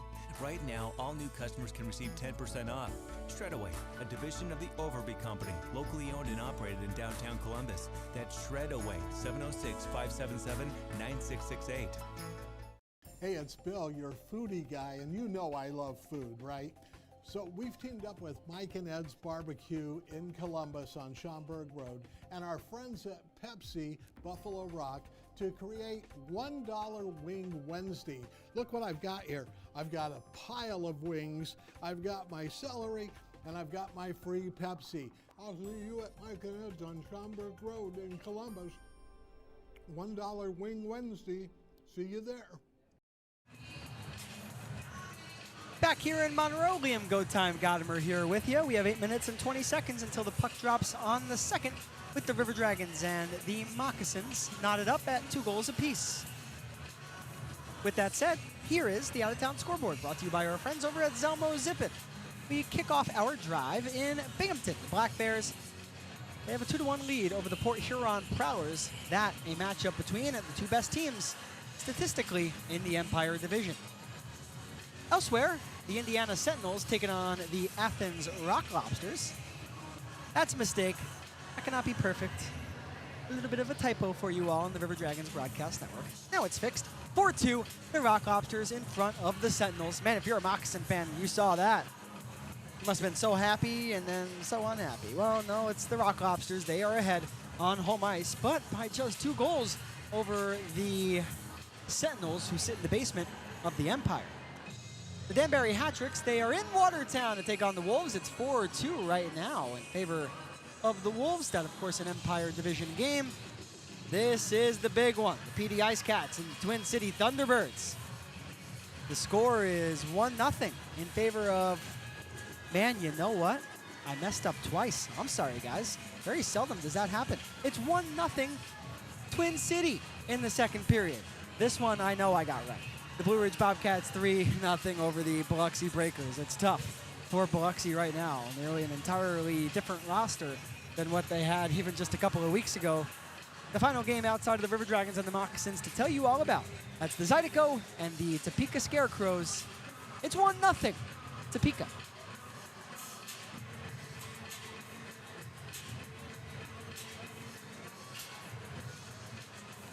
Why is that game between the Rock Lobsters and the Sentinels of utter importance to the Monroe Moccasins? Well, that's why.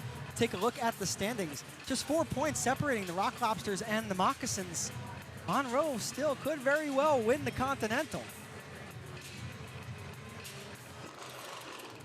River Dragons, though, they are cemented into 3rd place. They have 93 points, trailed by PD, who has 75. The Ice Cats and the Thunderbirds just separated by 6 points. If Twin City is able to win in regulation tonight, man, that makes things super interesting going forward. In 6th and 7th, it's the Baton Rouge Zydeco, who have slowly but surely gotten better as the season has gone along, and the Biloxi Breakers, who cannot catch a break at Breaker Bay. The Empire, well, it's all Binghamton. They're taking on Port Huron tonight, but 31 points separates those 2 teams. The Blue Ridge Bobcats, they are the team to watch for me. You want a dark horse to come out of the Empire? There's my pick, Blue Ridge. They're well built. They have a strong goaltender in Anthony Schrum, one of the better goaltenders in this league. Their fans come to support them each and every night at the Hitachi Energy Arena. We saw just how good they are when Blue Ridge came to the Civic Center. Watch out for the Bobcats as we head down the stretch here and subsequently into the Commissioner's Cup playoffs. The Topeka Scarecrows, they are in 4th place. 7 points behind Blue Ridge. There was a time where those two were neck and neck, even where Topeka had the jump on Blue Ridge. Not anymore. Oh, how things change. Danbury, Watertown, and Indiana in 5th, 6th, and 7th. That closes out the Empire Division, the Continental Division, and the standings around the Federal Prospects Hockey League entering tonight's game. We have 4.5 minutes until the puck drops on the second. Before we get you there, ladies and gentlemen, please enjoy Hits of the Week.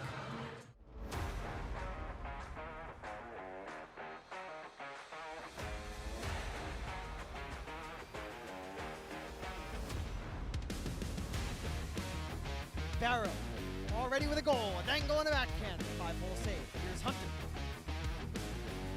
Glanced by the shaft of Chris Branch. Branch, 6'0", 190 pounds, out of Yonkers, New York, as there's Nathan Bulkwill playing the boom.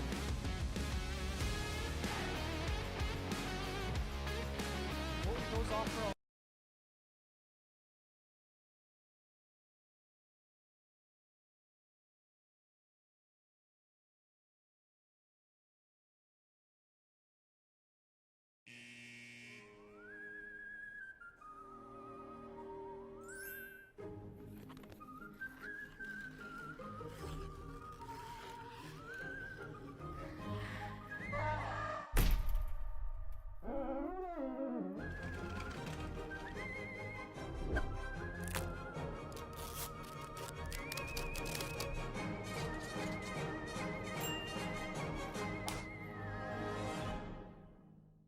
Every day we're on the road, dedicated to servicing our community and neighbors.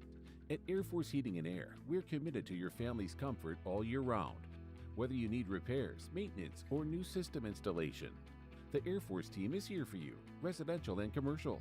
Plus, we offer duct cleaning and sealant services, air quality and virus protection, and plumbing.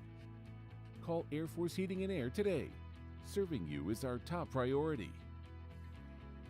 Sorry we're late. Runs in the family, right? Who are you?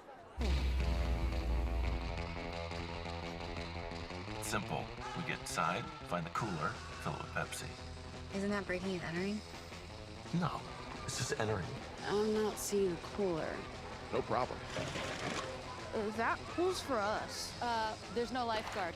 This is Aunt Joni. She's married to Uncle Phil. He's from Boca. Aunt Joni, how is your husband, Phil? Dead. But I'm very much alive. I don't quite know. Can I help you with that? Oh my gosh, thank you. To Will and Diane, you go together like Pepsi and hot dogs. Oh, that's so us, babe.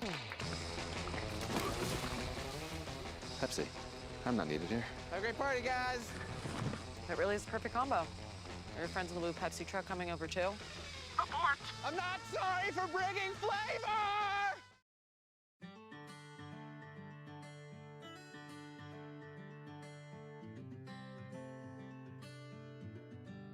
It doesn't get an off day, does it? Neither do the standards. Getting here is part of the job.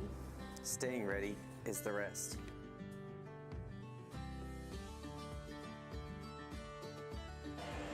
Ice looks good today. Doesn't matter if it's the road, the rink, or the grind. You need something that shows up every time. Longevity? Season after season. Mileage?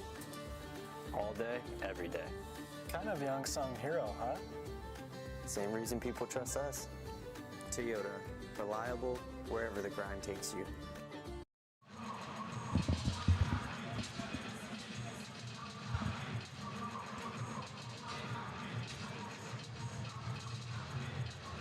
The second period about to begin, but fans, before we get you there, this is it, your last chance this season to snag a custom authentic jersey.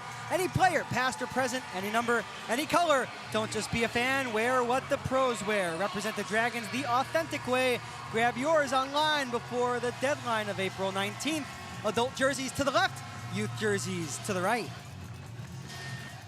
Fans, do you want to own a piece of Dragons history for free? Well, we're giving away a team autographed framed jersey, and the entry is 100% free. Scan that QR code, head to Dash right now to enter. We're announcing the winner live at our final home game on April 11th. There's plenty more to win, so be there and get loud for Fan Appreciation Night. Head to Dash and enter today. And fans, if you missed out on our specialty jerseys this year, here is your second chance. We're raffling off a bundle of 5 custom specialty jerseys. Your size, your name, your number. You could win the whole collection for as low as $10. Don't wait. The raffle ends April 20th. Head to Dash right now to grab your tickets and win the Ultimate River Dragons set. I've got more for you in a bit, but for right now, the puck is about to drop on the second period. With that said, 20 minutes on the clock. Both teams on the sheet. The Columbus River Dragons and the Monroe Moccasins for the second of 3 regulation periods of hockey tonight on the Bayou. It's Ben Stefanini, the former Moccasin, against Carlos Fornaris, number 9. Stefanini will skate alongside Kirk Underwood, Scott Doherty, Brody Thornton, and Nathaniel Mott. The puck has been dropped. The Moccasins take possession. We are officially underway for the middle frame. This is Liam Gotimer saying, it's go time. Let's rock. Columbus in this game has 2 goals. One off of the stick of Brad Fortin, their rookie who has burst onto the scene here in the FPHL. The second to the veteran, number 71, Alexander Jemayev. That, a power play goal for number 71. While the Moccasins have responded with an even strength and a power play goal themselves. Jared Christie and Casey Gerstein. So Kyler Matthews will whip it rink wide. Jamie Dorsey to the net, and Roy tracks it down. 45 seconds into the period.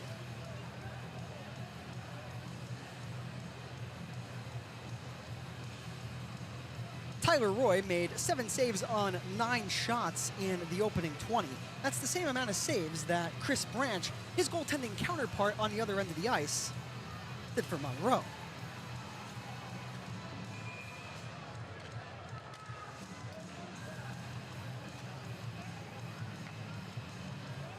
Christie creeps into the dot. He'll win it cleanly away from Storjahan.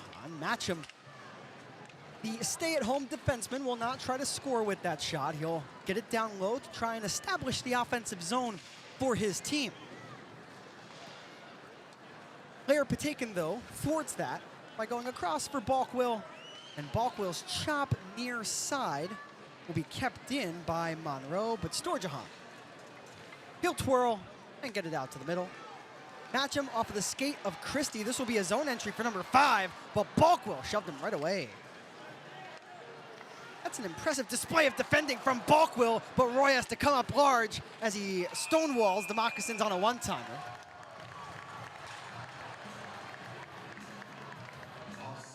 Offside whistled on the River Dragons as Columbus had moved it up quickly. That one was 50-50. I don't think Storjahan agreed, and neither did I.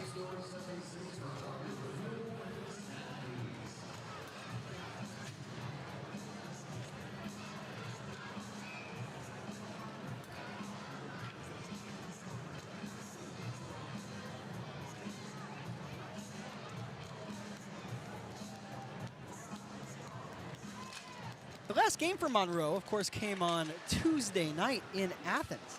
They played on Sunday afternoon in Athens, then on Tuesday night. They lost 3-2 in overtime on Sunday, but won 6-3 on Tuesday, not without a little bit of controversy.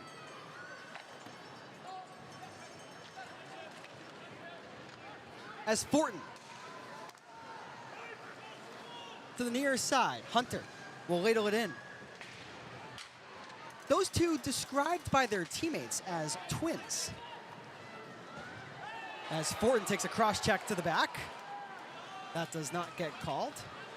Hunter will throw the puck into the crease anyway and force Branch to slide.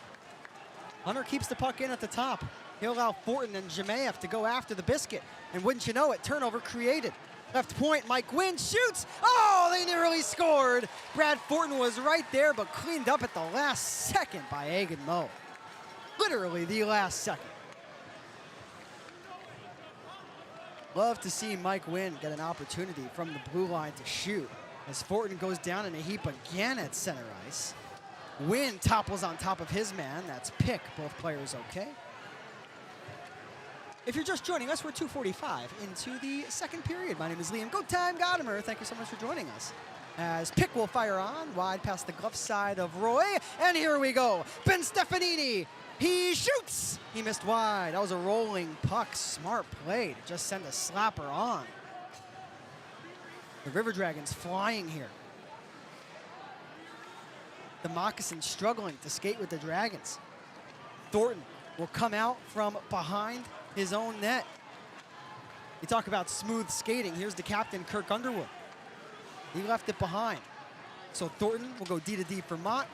The two players who skated with one another collegiately at Adrian College will get it in. They will have to back up and defend. Stefanini picks up the puck left wing side. He'll drive in.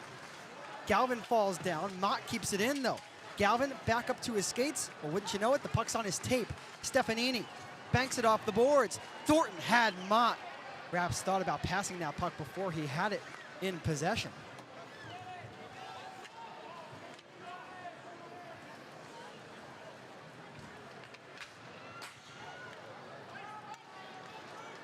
Balsamo.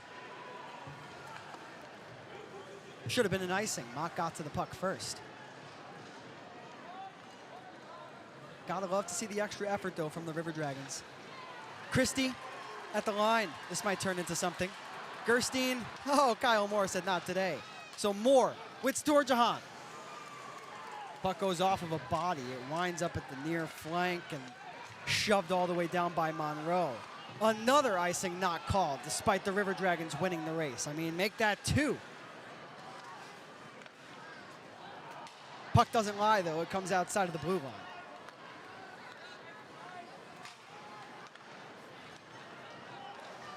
Green, the stretch. Balsamo a 2-on-1 with Christie. The pass across, and Barrow intercepted. Barrow, the sauce. Jemayev skates in, pulls up, lets it rip, and Branch blockers it away. Barrow, left side, Moore to the front, and deflected off of the skate blade of Jemayev through the legs of Branch, but past the crease. There's a goal coming for Columbus here. Frankel, his first shift after taking an elbow from Mike Wynn that stung him. That came in the first period. Barrow's still on the sheet. His drop pass read by Asp, and now Mo will skate in with Frankel. Mo shoots, and a 5-hole save by Roy.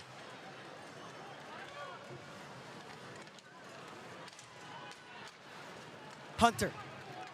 Brad Fortin. Fortin already with a goal tonight. He'll dip on the backhand. He'll swing it across. Jemayev has Colton in the low slot. The puck taken, though, by Frankel, who throws a reverse hit onto Hunter, and Hunter goes down. Offside, Moccasins. Do you need a little bit off your sides? Do you? Well, appointments are required. Book online on Instagram, Facebook, or at www.oldschoolbarbershop.com. Shop spelled S-H-O-P-P-E.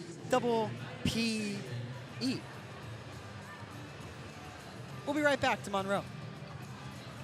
The Columbus River Dragons are back inside of the lair on Friday, April 10th and Saturday, April 11th, as the club takes on the PD Ice Cats for the final homestand of the regular season. The puck drops at 7:35 p.m. on Friday, where we remember everyone deployed. Then on Saturday, the puck drops at 7:05 p.m., with the atmosphere expected to be straight up electric. Get your tickets at the Columbus Civic Center box office now or by visiting ourdragons.com. Let's go, Dragons! All right, here's the game plan. Tickets, food, drinks. You forgot popcorn. Popcorn, please. I'm talking about the family 4-pack.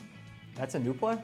Even better. 4 tickets to a River Dragons game, 4 Chick-fil-A entrees, 4 hot dogs, 4 sodas, 4 popcorns, all for just $40.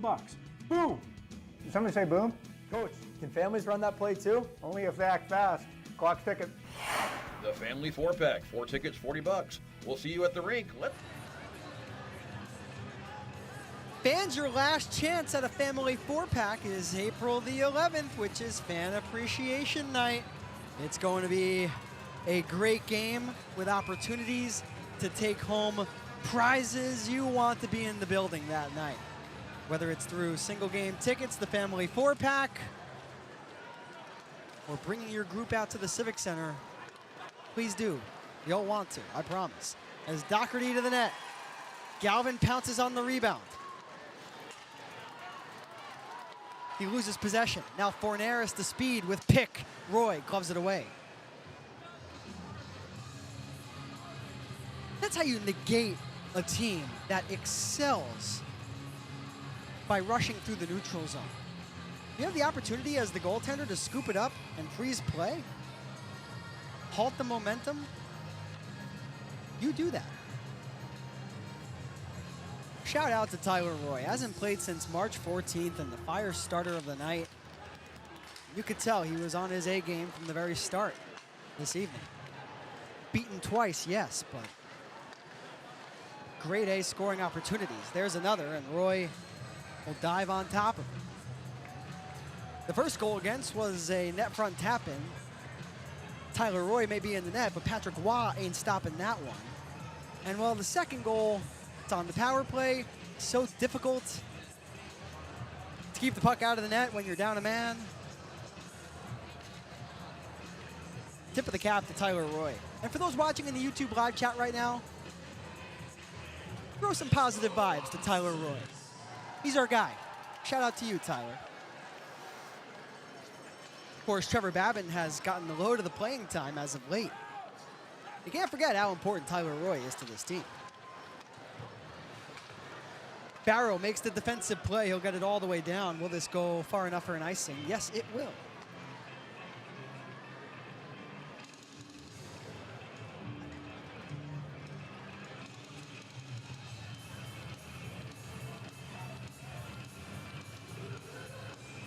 Of course, the Commissioner's Cup playoffs coming up. Will the River Dragons take on the Monroe Moccasins or the Athens Rock Lobsters?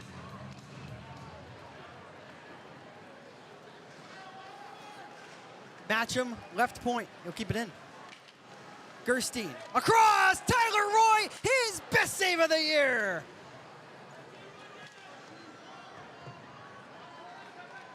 You show Tyler Roy some love, he shows some love right back. Here comes Columbus. Sturgeon with Moore and Barrow, but that pass blocked by Gerstein. Gerstein funnels it through. Balsamo to the man on the outside. It's Matcham, one-timer. A headhunter that hits the glass. That was Christie with the bid. 4 goals in this game, 2 for each side. They all came in the first. There's a deflection from Sturgeon. Branch out of his cage. Chris Branch has officially lasted longer than he did the last time he faced Columbus on Saturday night. As Christie takes a tumble as he connected with Roy. The crowd frustrated, but there's absolutely nothing there. Your player went down because, well, he decided to go into the crease.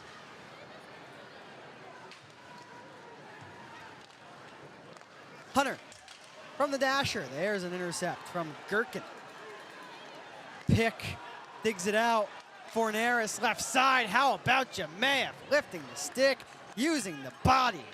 Asp keeps it in, though, at the left point. He'll glove it down and then throw it into the gloves of Jemayev. Here's a one-timer for Pick, and Roy got his skate blade over to that.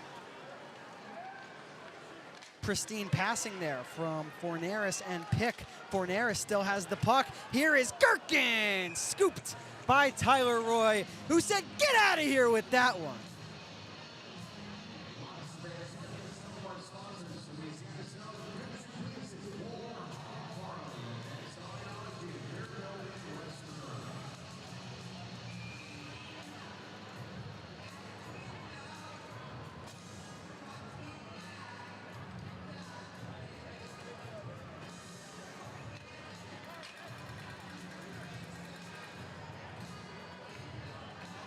Galvin and Fornaris at the dot. Josh Colton, the one to come away with it. Ben Stefanini, who's had an outstanding night up front for Columbus, playing alongside Galvin and Kirk Underwood.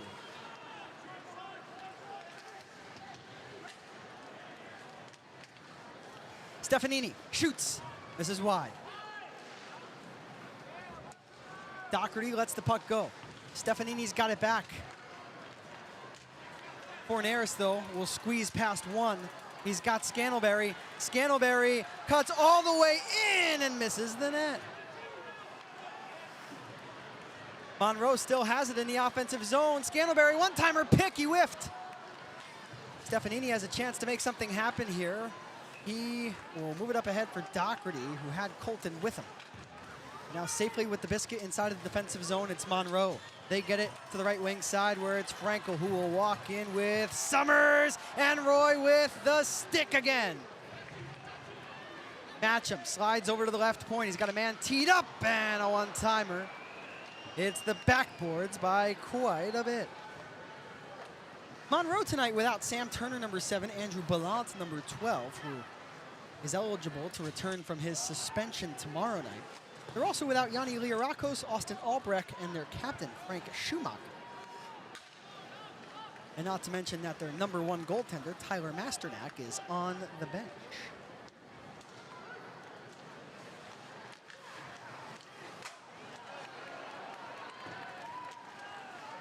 Frankel can't clear it. Kyle Moore will take a hit from Frankel to try and make a play. Barrow, big check onto Frankel's back. Love that physicality out of Tyler Barrow, but here's a great egg coming from Monroe. Roy made not 1, but 2 saves.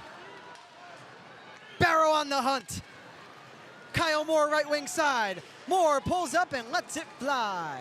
Brody Thornton will skate over to the left point to pick up the puck. Nathaniel Mott, right point, shoots to the net, and it deflects into the lower bowl. Watch out, everybody.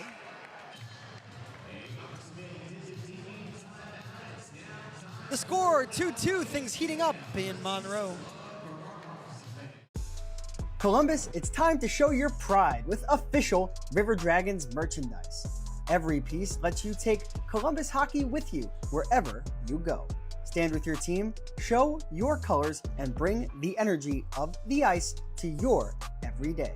Get your River Dragons gear today and wear your loyalty to your club loud and proud. Let's go Dragons!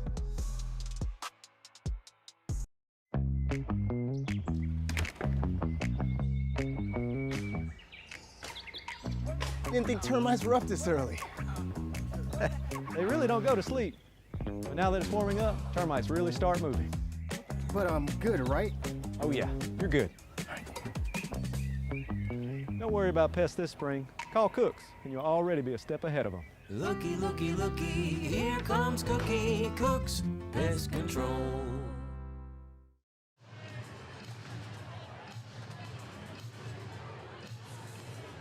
Nine minutes and 6 seconds left to play here in the second stanza of hockey this evening. Hello, everybody. My name is Liam Gotimer, here with you on the River Dragons Broadcast Network. Columbus and Monroe playing for the 7th time this season. The 7th out of 8 meetings. The final tomorrow. Same place, same time, 8:05 Eastern Standard Time. The puck drops. Thank you so much to everybody streaming tonight's game on YouTube Live and Sporfy. So Rasmus Asp behind the net. He's really been a mainstay on the back end for Monroe. He's a big body out of Sweden. Knows the game well, not afraid to get physical, which of course fits the mold for this Moccasin group. Fortin, Jemaev, and Hunter into the offensive zone. Their scoring chance negated, so Fortin will maneuver back. With the puck, here he comes. Brad Fortin wears number 61, the forward out of Langley, British Columbia. Patakin, the dish to the left, leg up, Balkwill will shoot, and Branch got a piece of that with his shoulder. Takeaway, Austin Pick. Pick with Scantlebury and Fornaris. It's a one-line show offensively, really, for Monroe. Asp shoots, locked in front of Roy. Joining the rush will be Balkwill. He'll go to the near side for Hunter. Balkwill will actually go off for a line change and allow Hunter to go in by himself. Scantlebury the whack. It goes off of the boards. The stick lift attempt and takeaway from Kirk Underwood will get the puck ladled into Moccasin ice. Balsamo coughs it up. Galvin, the defensive centerman, finds Underwood, and Underwood will use the flank to lead Doherty in. Doherty, 6'5", 230 pounds, out of Oakville, Ontario. Stopped in his tracks, though, by the Moccasins, and here comes Gerstein, already with a goal tonight. Number 71 will cut to the inside on Underwood and win, and he falls down. You're not going to have much success when you're going deep into the offensive zone against Mike Wynn and Kirk Underwood. As Doherty, save! Branch down on the seat of his pants. That was Colton, who got the puck to the front. Balsamo with Gerstein. Falling down is Christie. Underwood on the backhand. We'll get it to the far dasher defensive zone. Galvin to the middle. Doherty did not get a piece, but it does not matter because the puck goes on net to the goaltender Branch. The Moccasins move it up ahead immediately. Frankel, a breakaway, scores.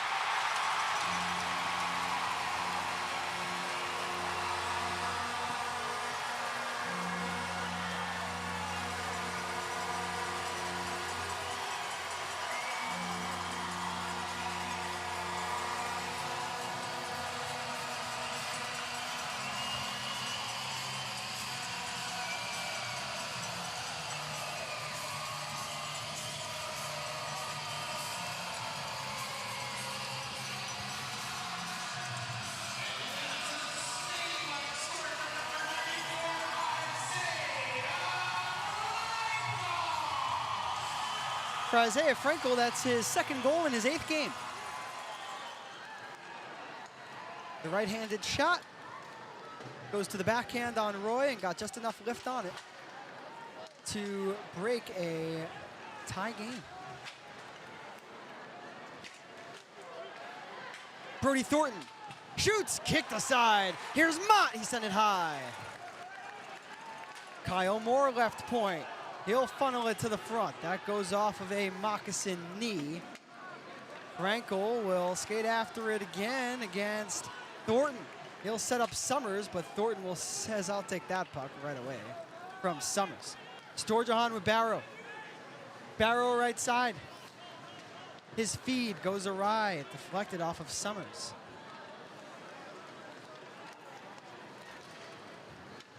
Barrow into the offensive end. Thornton to the net. He had Thornton in front. Barrow once more. Gets it deep. The puck goes high over the glass and out of play. Into the lower bowl.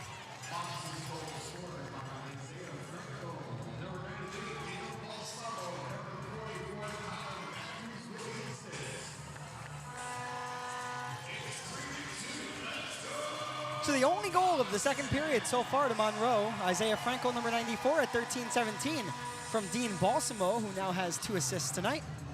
Kyler Matthews has gotten himself onto the score sheet.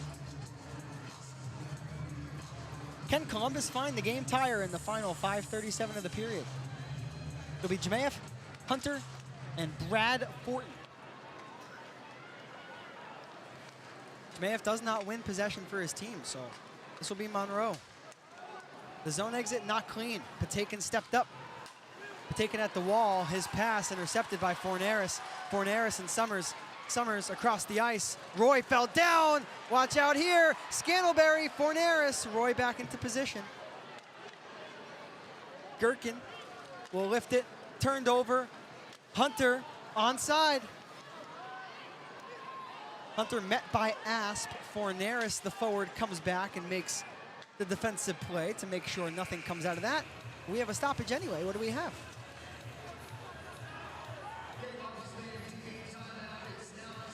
A high stick called against Tucker Scantlebury. The River Dragons will go to the Publix power play when we come back. What a beautiful sight. Every day we're on the road, dedicated to servicing our community and neighbors. At Air Force Heating and Air, we're committed to your family's comfort all year round. Whether you need repairs, maintenance, or new system installation, the Air Force team is here for you, residential and commercial. Plus, we offer duct cleaning and sealant services, air quality and virus protection, and plumbing. Call Air Force Heating and Air today. Serving you is our top priority. Oh my cheese. The new OM cheeseburger from Applebee's. We took our juicy all-beef patty, melty American cheese, crispy applewood smoked bacon, spicy honey mustard, and fries, and put it on a sizzling skillet of cheese. So push the cheese, pull the cheese, love the cheese. Too much cheese? Never. Applebee's new OM Cheeseburger for $11.99, also on our 2 for $25 menu. Alexander Jemayeff already has a power play goal for the River Dragons. That accounted for the second goal of the night for Columbus. The club now down 3-2. We'll go back onto the power play. It's 2 minutes for high sticking to Rasmus Asp. Face-off win for the Dragons, Ryan Hunter. Skate to stick. Tyler Barrow, Ryan Hunter. Goal line, Alex Storjahan. Hunter right circle. Barrow, Hunter has to play it on his backhand. He'll go back to the forehand and feed the puck down low for Storjahan. Storjahan's rink-wide pass hit Branch. Columbus keeps it in. That pass was zipped from Storjahan to Hunter. Now lay it to the top four, number 4. One-timer, Barrow. Trickles wide of the cage. Underwood. Left flank, Storjahan intercepted. Breakaway, shorthanded for Scantlebury. Misses the net.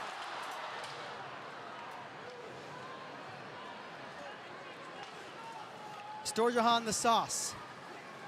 Barrow's got it in the neutral zone with options. He'll go to the right for Kyle Moore, who will chip it into Moccasin ice. Green, D to D, and cleared all the way down.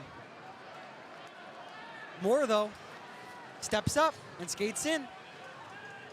Barrow right wing corner, takes a hit to make a play. Kyle Moore behind the net. He'll squeeze right on by number 3, Corson Green. 3 players behind the cage for Columbus. Hunter at the right circle, he's got it. Underwood teed up for the one-timer, straight on. He'll switch places with Barrow. Barrow shoots, and Branch with Moore in front. Squeezes it. Moore was defended by Matcham. Not sure how much of that puck Branch necessarily saw, to be honest. Matcham a big boy, and Kyle Moore much the same.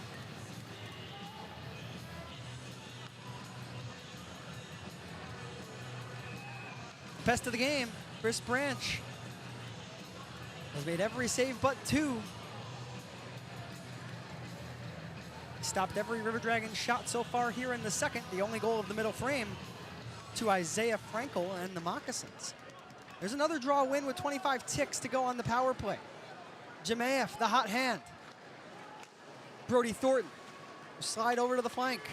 Jemayeff keeps it moving. Right circle, Brad Thornton. Tried to pick the blocker side of Branch. He'll skate over to his own puck and keep it in. Josh Colton, Alexander Jemayeff. Jemayeff from the dasher to the dot. Thornton plays it to the high slot. Colton slapper knocked down in the crease area by Thornton.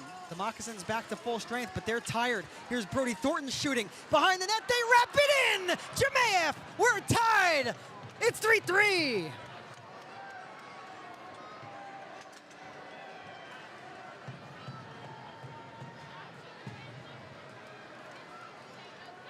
Two power play goals tonight for Alexander Jemayeff. We'll see if that one does come on the power play or right after it came to a close.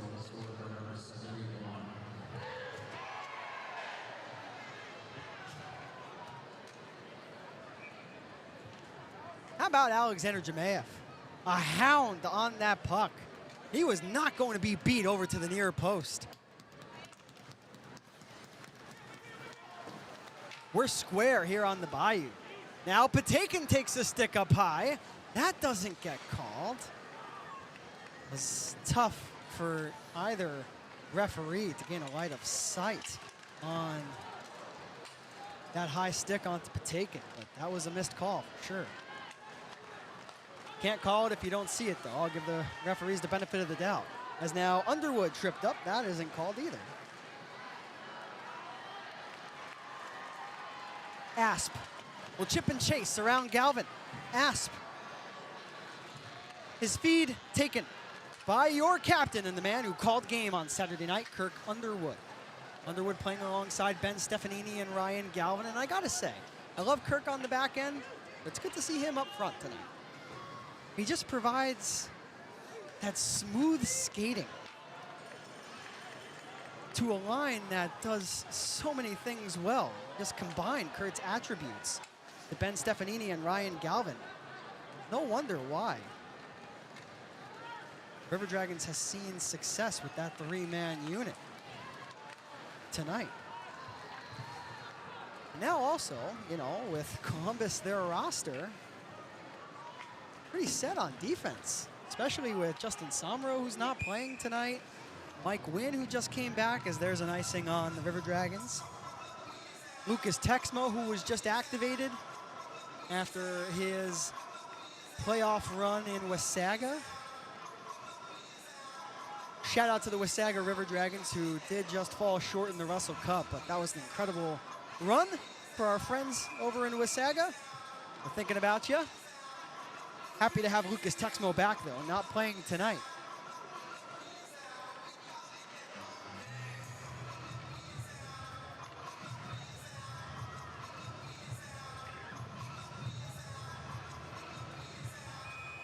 You saw a glimpse of the skating of Kirk Underwood. I mean, you see it game to game, but in overtime, I mean, that rush that set up the game-winning goal, I mean, that's some special stuff from your captain. Of course, that's so valuable on the back end and up front, but you know, Kirk's got that offensive instincts too. He's a natural centerman. 63 seconds to go in the period. Offside on Columbus. I don't want to speculate too much, but you could wonder, is this a one-game thing? Because 4 games left in the season, you might as well try something different, see if you can catch lightning in a bottle, or could many of the changes head coach Bichard put into place tonight be a sign for the future? The puck pops down onto the stick of Kyle Moore. There's 50 seconds to play in the second. The score is 3-3, a goal apiece. Monroe, though, in search of their second of the frame. Fornaris, Summers, save made by Roy. Oh my, he closed the pads onto Pick. Unconventional, but it got the job done. Half a minute to go. Barrow digs it out of a pile. Storjahan to the middle. Brody Thornton will speed his way to the net and crash into Branch. And now Kyler Matthews with a completely unnecessary cross-check to the back of Brody Thornton's neck. Does not get called. Fornaris, Summers, right circle. Can the River Dragons negate this scoring opportunity for Monroe? Not for now, as Roy makes a save with 5 seconds to go. The period will end with the score 3-3.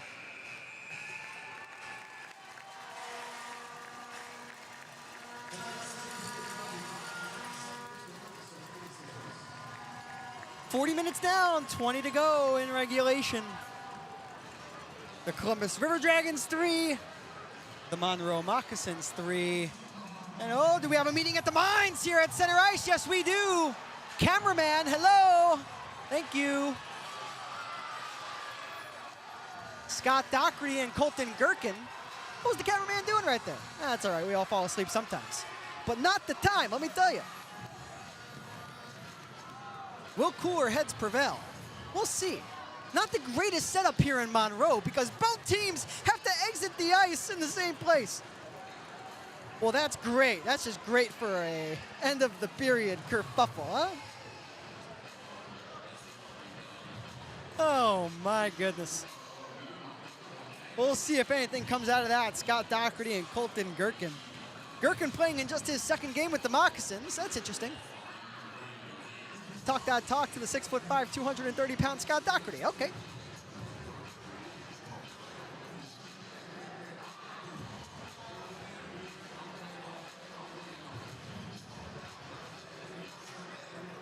Well, that escalated quickly and de-escalated quickly.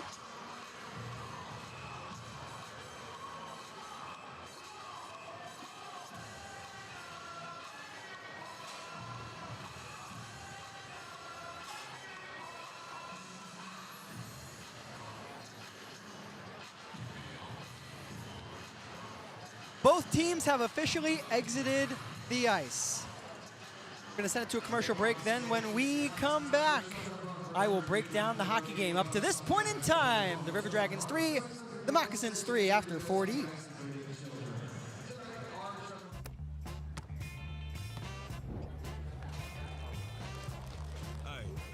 play for an ultra? We playing for ultras? Brace you for an ultra? Put an ultra on it. Don't forget, there's ultras on the line. I didn't.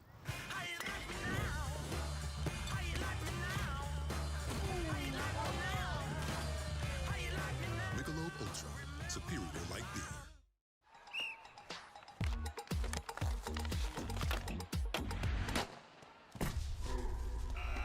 We've got a dragon down on the ice.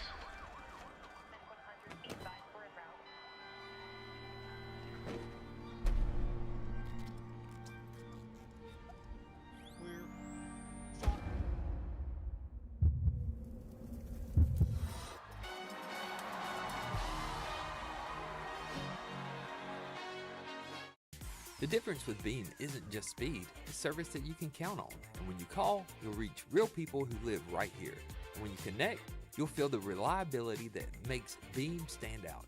Now whether it's working from home, streaming your favorites, or keeping up with everyday life, Beam keeps it all running smoothly. And right now, get our 1 gig plan for just $60 a month for your first 3 months. Fast, dependable, and local. Beam Broadband, connection you can count on. Let Shredaway, a division of the Overby Company, take care of all your document shredding needs. We can design a custom shredding program for your business today. No need to purchase equipment, no maintenance expenses, no need to prepare records for destruction, increase employee productivity, increase security, no worry. Was it really destroyed? Right now, all new customers can receive 10% off. Shredaway, a division of the Overby Company, locally owned and operated in downtown Columbus. That's Shredaway, 706-577-9668. Hey, it's Bill, your foodie guy, and you know I love food, right? So we've teamed up with Mike and Ed's Barbecue in Columbus on Schaumburg Road and our friends at Pepsi Buffalo Rock to create $1 Wing Wednesday. Look what I've got here. I've got a pile of wings, I've got my celery, and I've got my free Pepsi. I'll see you at Mike and Ed's on Schaumburg Road in Columbus. $1 Wing Wednesday. See you there. Welcome back to the River Dragons Broadcast Network. My name is Liam Gotimer. After 40 minutes of play, the River Dragons and the Moccasins square at 3 goals apiece.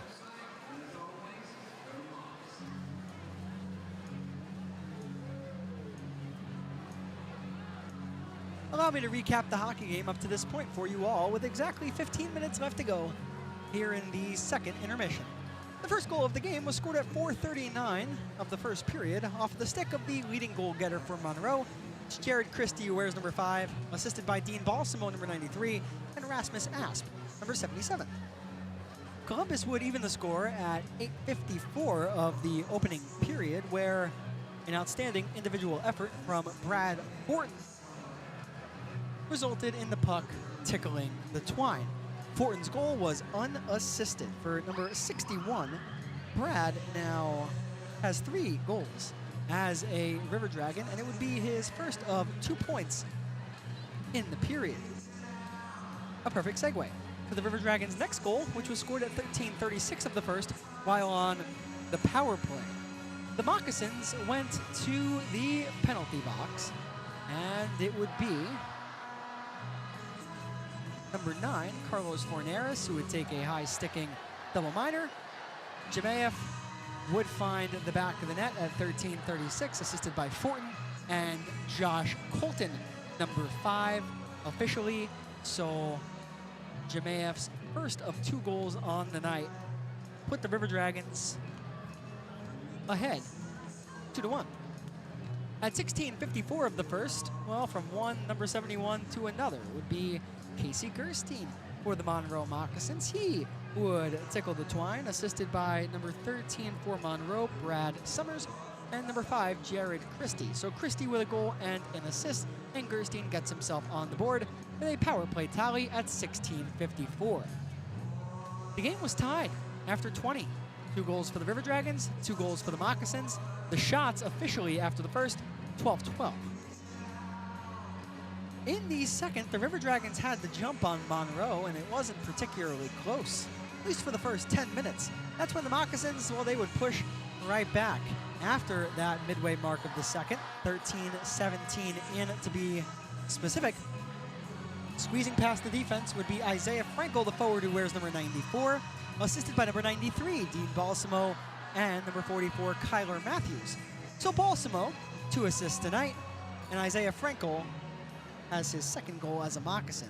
That put Monroe ahead, 3-2, 13-17 into the middle frame. 3 minutes and 59 seconds later, the River Dragons would tie the game. It would be Alexander Jemayev, his second goal of the contest. He is officially on hat-trick watch. For Jemayev, he has scored his 14th and 15th goals of the season tonight. His second tally did not come on the power play. It came right after the power play had ended. It goes down as an unassisted marker, the second unassisted goal for the River Dragons in tonight's game. And this was Jemayev just beating the goaltender, Chris Branch, over to the near post. He tucked it in.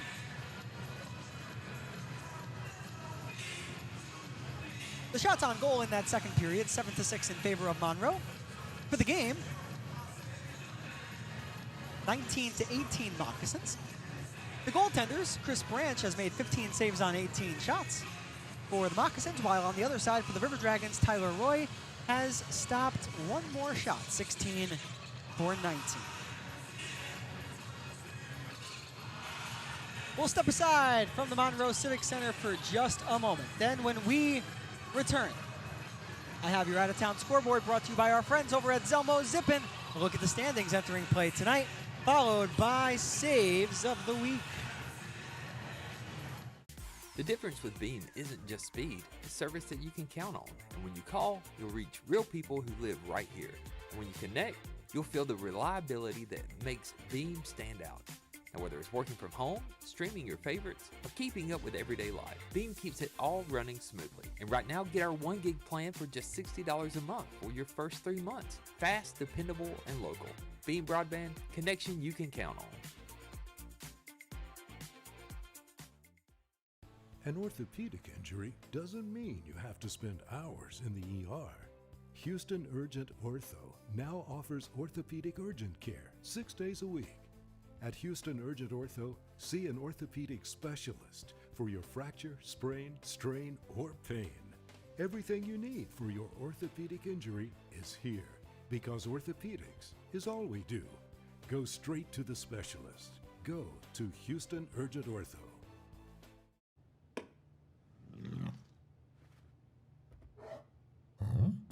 You're not the only one.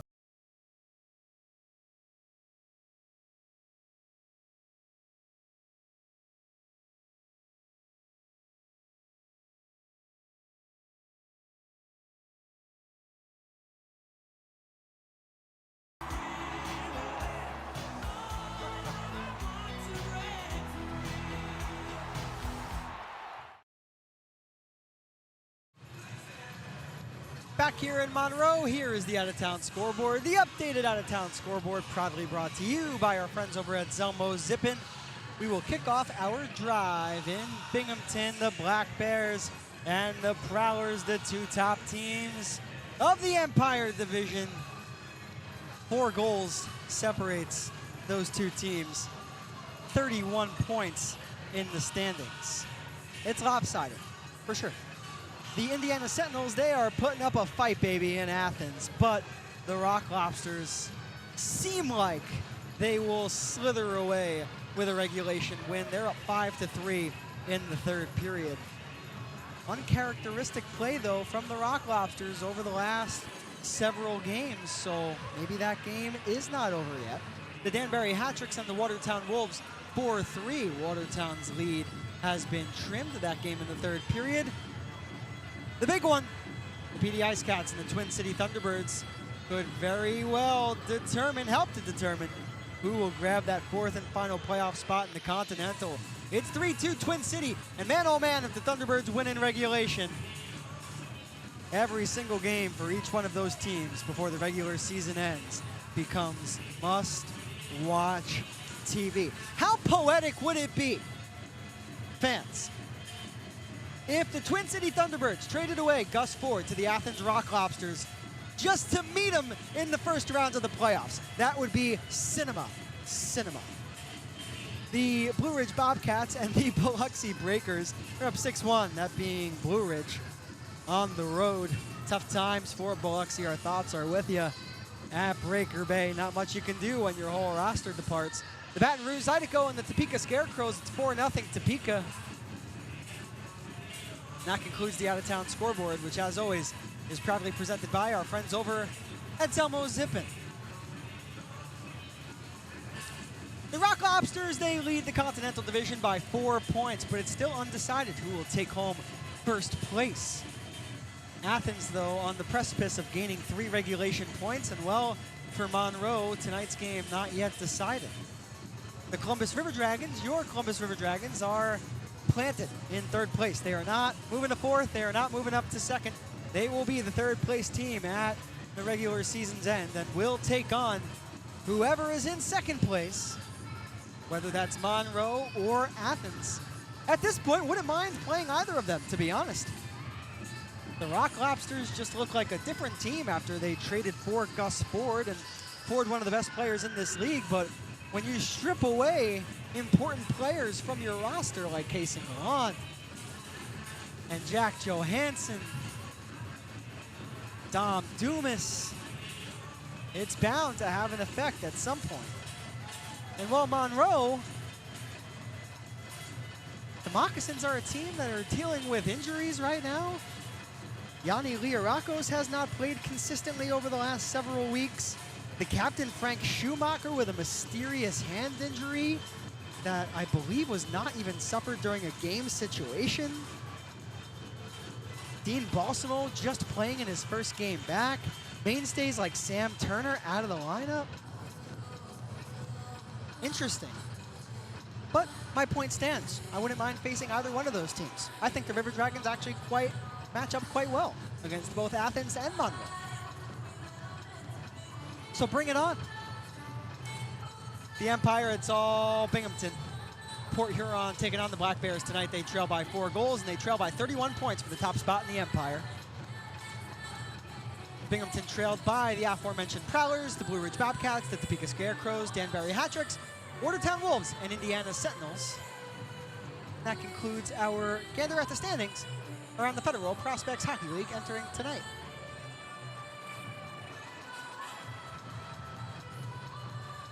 Fans, I showed you all hits of the week during the first intermission. Here is saves of the week. We'll be right back.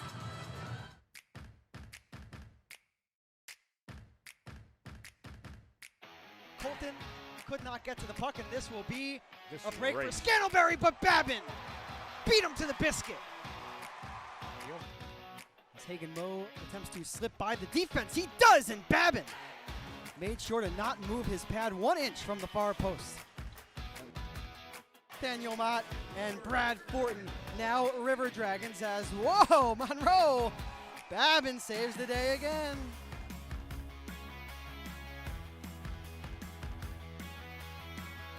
Volant, Fornaris, the shifty number 9 has Summers, a one-timer. Babin makes the save on Volant. More for Brad Fortin. Fortin shot in by Hunter. Masternak out of his net. Away from Kyle Moore. Onto the tape of Fornaris. A breakaway for Gerstein, and Babin saves the day. Oh my. 3 seconds.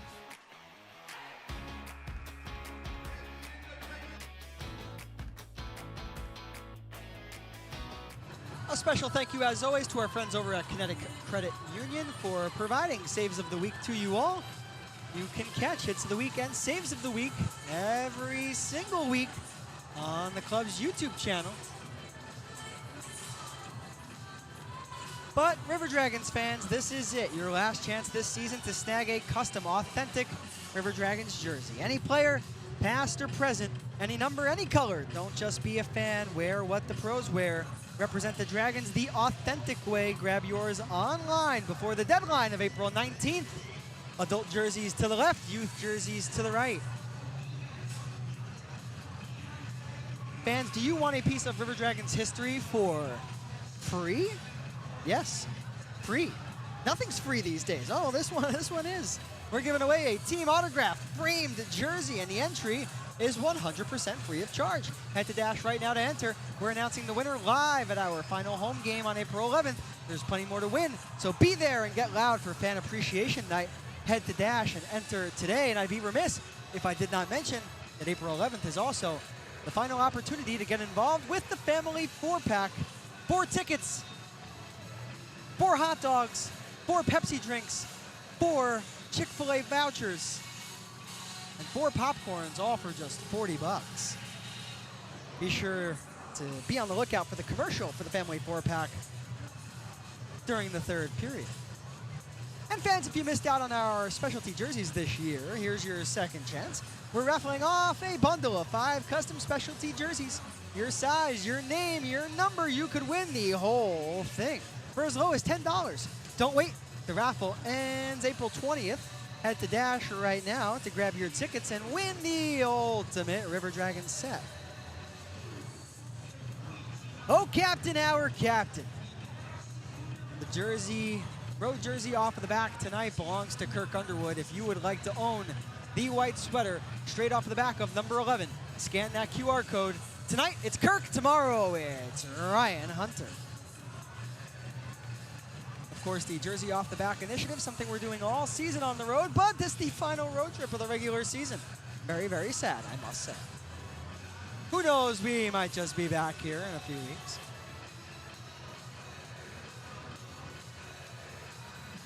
And last but certainly not least, it's the ultimate fan appreciation experience. We are auctioning off the entire team's limited edition Hockey Town jerseys. Win the auction and you'll head to the ice post-game to meet your player, meet me, snap photos, and get your jersey signed right at center ice. The auction ends after the first intermission on April 11th. Score your jersey and own the ice with the River Dragons.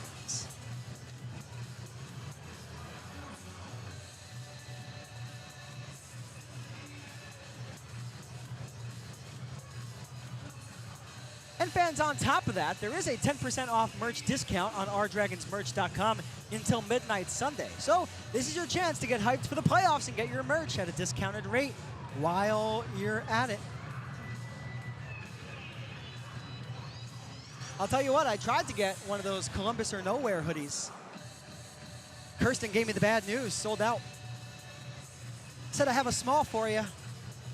I lost a lot of weight, but not that much weight. The point, the merch, selling fast. 10% off until Sunday at midnight. But fans, with that said, we have business to attend to.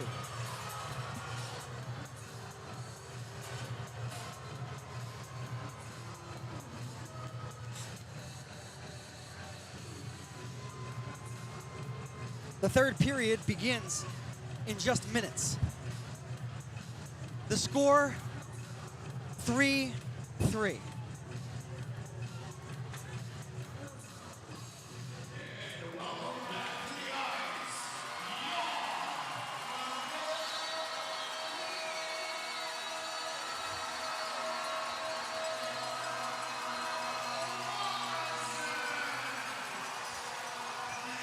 Brad Forden opened the scoring for the River Dragons at 8:54 of the first. Since then, 2 goals for the good guys, both off the stick of Alexander Jemayev. 1 on the power play, 1 right as a different power play had expired. That accounts for the 3 tallies for your Dragons through 40 minutes. Tyler Roy has made 16 saves on 19 Monroe shots, while Chris Branch 15 for 18.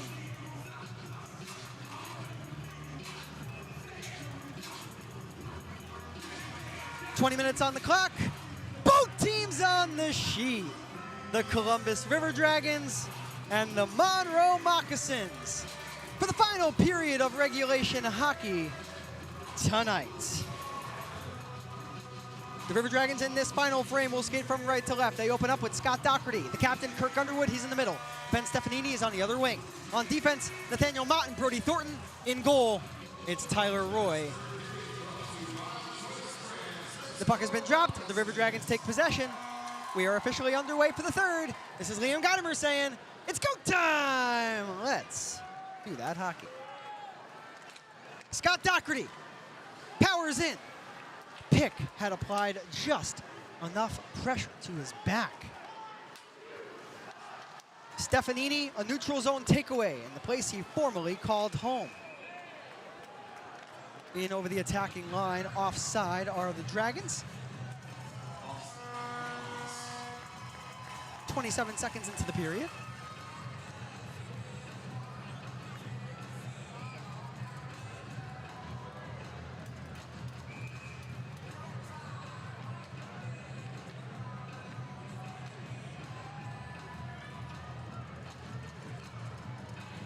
Fans, I want to know if the River Dragons are winning this game, who is scoring the game-winning goal? Let me know in the YouTube live chat. Since I asked for a prediction out of you, I guess I must give you all one.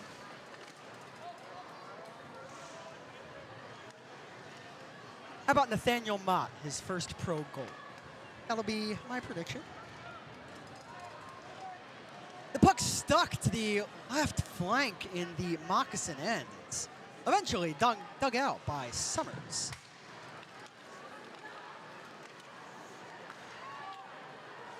Summers will skate in right side, defended by Brody Thornton. Thornton has Frankel draped over his back. Scott Doherty still out there on that shift that began the period. He can't get it out, so Hagen Moe will keep it in. Moe takes a lap around the net. Will feed it on the backhand to the blue. Doherty shoves his man at the top. That was Matcham and forces him to go off for a line change. But Monroe still has the puck in the attacking end. Green to the front. Roy made the save. The net came off its moorings.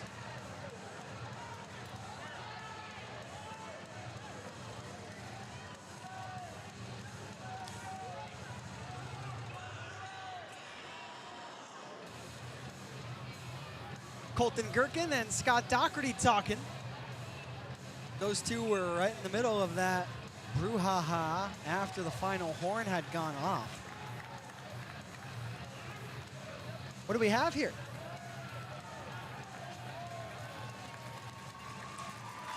A penalty to the River Dragons. Tyler Barrow. We'll have to see what this is for. So the River Dragons go to the floor and decor penalty kill here. It's delay a game. Are they saying that the River Dragons intentionally knocked the net off?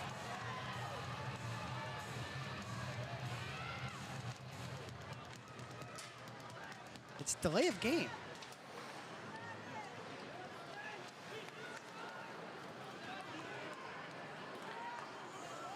Columbus does well inside of the opening 15 seconds of the penalty kill to force Monroe out to center. Fornaris will work right back in. Christie, the tap. Fornaris does not let the one-timer rip. Instead, he'll go cross corner. How about that block from Balkwill, who got down into the passing lane to allow absolutely nothing for the Monroe attack to shoot at. Gerstein, already with a power play goal tonight. Christie, who opened the scoring this evening. Roy got his stick out. 70 seconds of power play time to go. Fornaris, Matthews kicked away. Summers will swing over to the hash marks. Goal line, they try to stuff it in. Nothing got through to the net. That was Balkwill again. The net front defending from number 18. I gotta say, Nathan Balkwill and Larry Patakin, their first game playing with one another on defense. It's been a solid duo. I like what I've seen. That's confidence given by the head coach. First defensive unit on the penalty kill, Patakin and Balkwill. They're replaced by Wynn and Colton as Roy shuts down Scantleberry. Columbus needs one more clear here. Balsamo. One-timer, Mo! Not sure if that hit Roy or a body in front.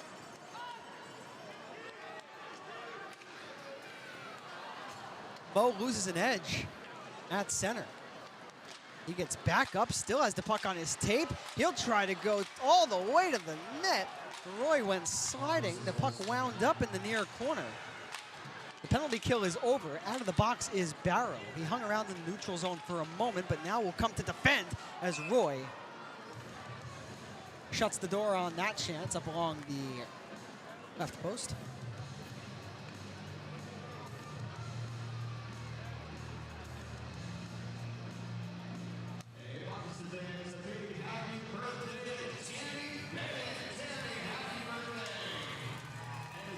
Thank you to our friends over in Monroe for providing a clean feed for us tonight. Appreciate that.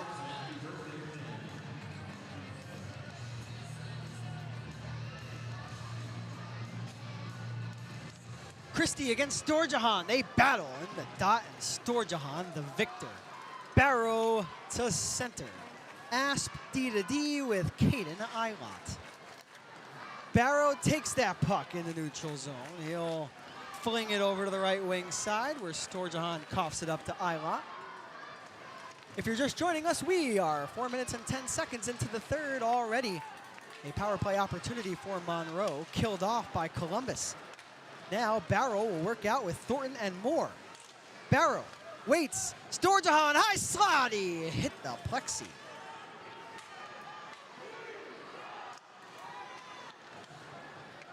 That three-man unit still out there, and Monroe tasked with getting the puck out. This will be Christie, number 5, who will do just that. Nicely done by the forward out of Costa Mesa, California.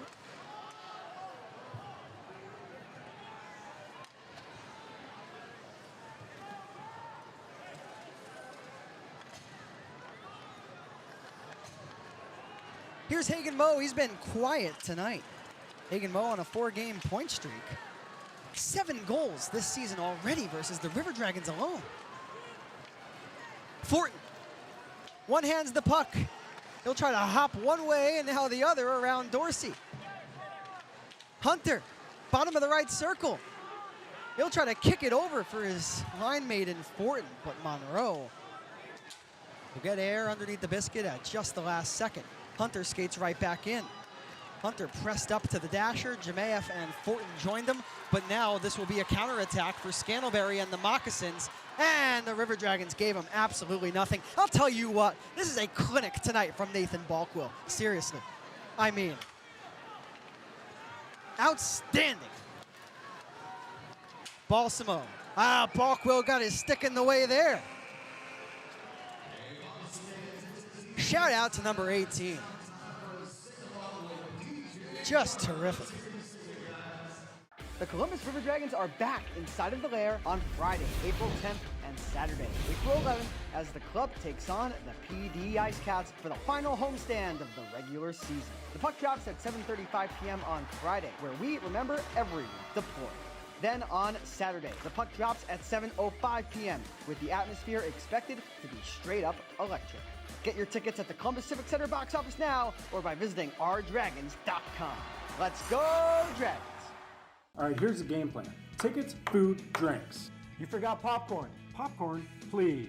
I'm talking about the family 4-pack. That's a new play? Even better. 4 tickets to a River Dragons game, 4 Chick-fil-A entrees, 4 hot dogs, 4 sodas, 4 popcorns, all for just $40. Boom! Did somebody say boom? Coach, can families run that play too? Only if they act fast. Clock's ticking. The family 4-pack, 4 tickets, $40. We'll see you at the rink. Let's go, Dragons.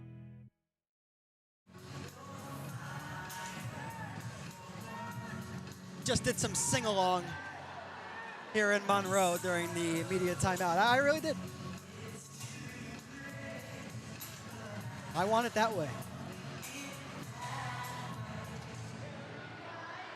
Oh, I really want to sing, but I'm not going to do that to your ears, I promise. 14:11 to go here in the third. We've got threes all around. Third period of play, 3 goals for the Moccasins, 3 goals for the River Dragons.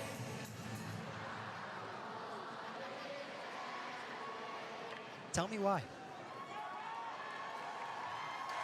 Shout out to the fans here in Monroe. That was awesome.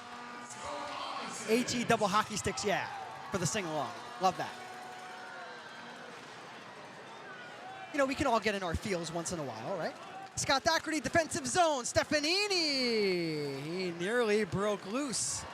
Instead, it will be Forneris who does so. Pick shoots, blockered away by Roy. It lands near Scantlebury, but Doherty got there first. Doherty for Stefanini. Stefanini's got a step. He'll lay it back for his former college teammate in Galvin, who just booted it on along. Doherty shoves Matcham right down. That's not a small player, number 6. Patakin will fire. Save made. Rebound. It's loose. They're digging at it. And Branch got to that puck. Patakin D-to-D with Balkwill. Balkwill to the net. Stefanini and Galvin were in front, and Matcham may have intentionally knocked off his own net right there. Incredibly disappointing. Ugh, my goodness. River Dragons on the attack. They establish the offensive zone, and then Matcham just goes and shoves the net off. Okay. Maybe that's a combination of the ice not being the best and a desperation move by the defense of the Moccasins.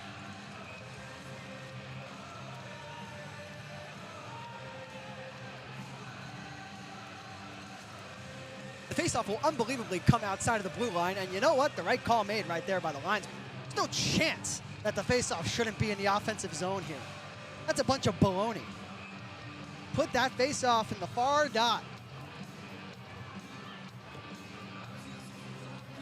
Baloney, not one of my words, by the way, given by the team.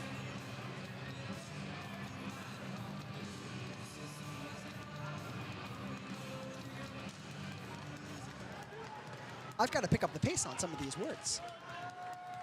The roster did not give me easy words to incorporate into the broadcast, but I did not want them to. This will be an icing here on Monroe.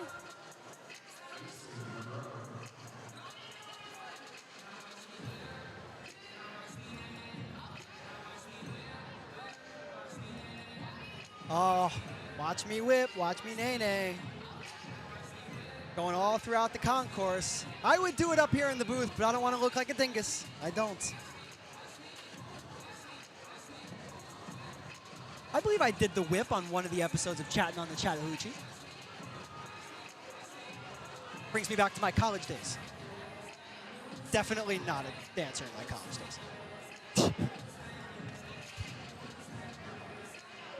All right, I just whipped in the booth and nay-nayed, just flexed on him. Face-off win for the Dragons. Out of play it goes. Puck went awry as Barrow shot it. Dingus, by the way, was one of the words, so we'll put a check mark next to that, yeah? Can you believe 4 of the players decided to give me the phrase, "It's go time," as if I don't say that just every single game? I want to be challenged here. Some of the other words on here, now that we have a timeout because they just cannot figure out what's going on with the net. It's go time. Supercalifragilisticexpialidocious. Let's go, man.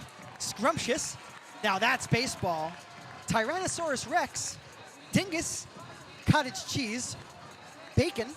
Already said that one. It's go time for Liam, specifically. Whataburger. Thanks, Tyler Roy. Eucalyptus. Goodness gracious. Identical. I'm pretty sure I've said that tonight. That's a part of my normal vocabulary. Spaghetti. I'm Italian, so I should know how to fit that in. And one from the coach. Boom boom. Wanted me to fit off the cuff in. I guess I have said all of them. But I know that's not the game.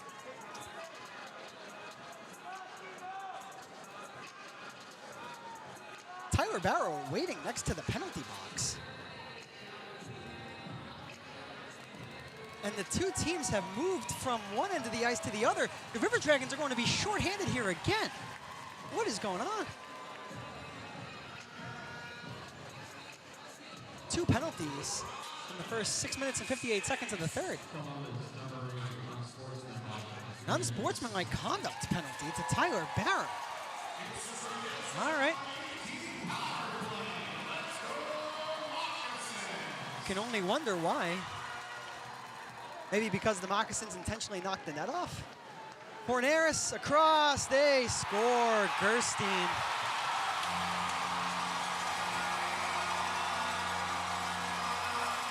And you know, Tyler Roy frustrated. He flings the puck right out of the net, and I don't blame him. The River Dragons all over the Moccasins in the offensive zone. Matcham decides he's had enough and wants to shove the net off. Blows play dead. Columbus frustrated.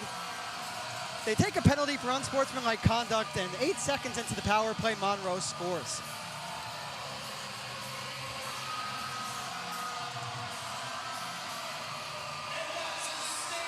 Come on, guys, let's focus.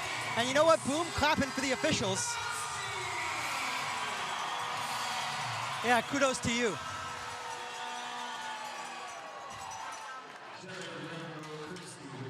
You hate when a sequence of events can alter a game. And, well, that's where we stand right now. It's 4-3 Monroe. Really shouldn't be. So Gerstein. He'll dance right around everybody, and Roy with his biggest save of the game. That's what I'm talking about, 35 White.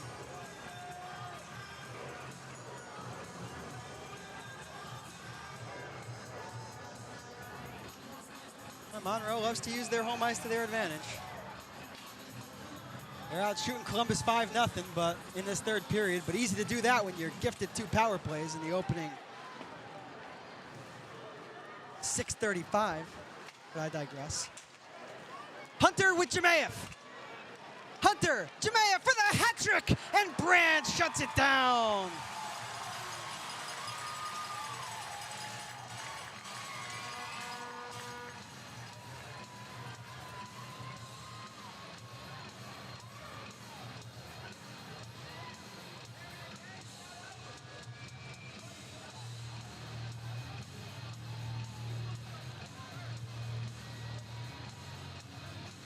First shot of the period for the River Dragons. It's a grade A look for Alexander Jemayev, who has been all over the ice tonight. There's another face-off win. Brody Thornton will shoot. Branch to save. It's loose. And Monroe will work it out with Matcham. Matcham will one-hand it, and he's bodied by Underwood. They come together. Matcham loses one of his gloves and his stick in the process. Things getting a little chippy out there, and Monroe definitely going to play into that. Up a goal now. That's Stefanini who takes a tumble behind the net. Fornaris will roll it around. There's a loose stick that Tyler Roy plays away. Storjahan left wing side. He gets interfered with. Nothing? Nope, nothing. Branch out of his net, he'll one-hand it on a long. Having to backtrack is Balkwill. Shot into the glove of Roy, he stops it down and play it over to the near wing. Balkwill takes a hit. Patakin comes over to support his defensive partner. Now a breakaway for Storjahan. It's a 2-on-0, in fact. Storjahan ties the game! And now we've got a fight! Here we go! Scott Doherty. Not sure who that is for Monroe, but Doherty gives him the business.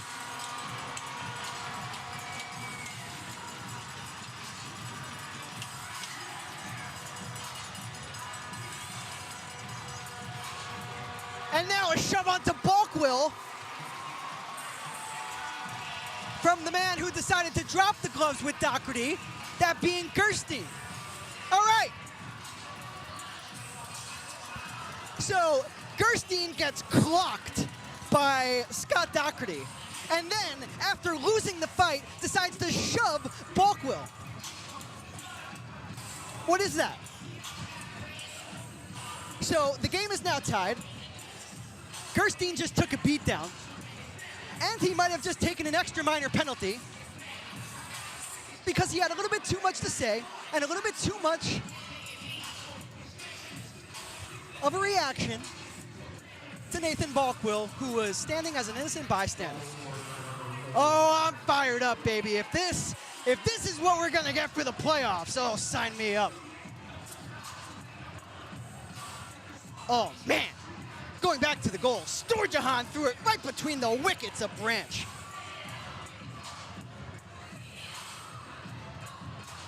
I'm watching the fight again here on the big screen. Interesting that they decided to show the fight because, well, it was all Scott Doherty, baby.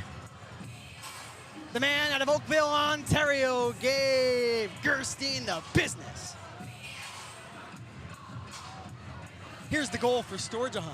You're not watching it, but I am. It was a 2-on-0 for Storjahan and to take it. Alex Storjahan, the big game player, baby. Right through the 5-hole, and he had some words for the Moccasin fans after he lit the lamp. We've got a doozy here in Monroe.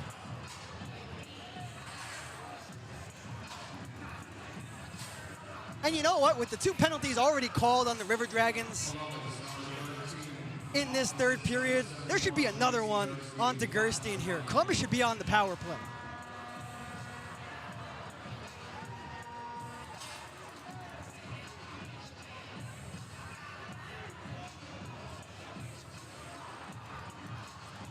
There's 1 penalty on the board. That's to the Moccasins right now, and Jared Christie. Well, 2 minutes for unsportsmanlike conduct to Christie. I think Gerstein deserves the unsportsmanlike conduct for that shove onto Balkwill, but I'll take it.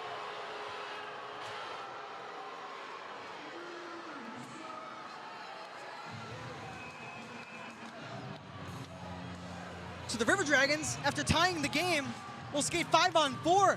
Oh, baby.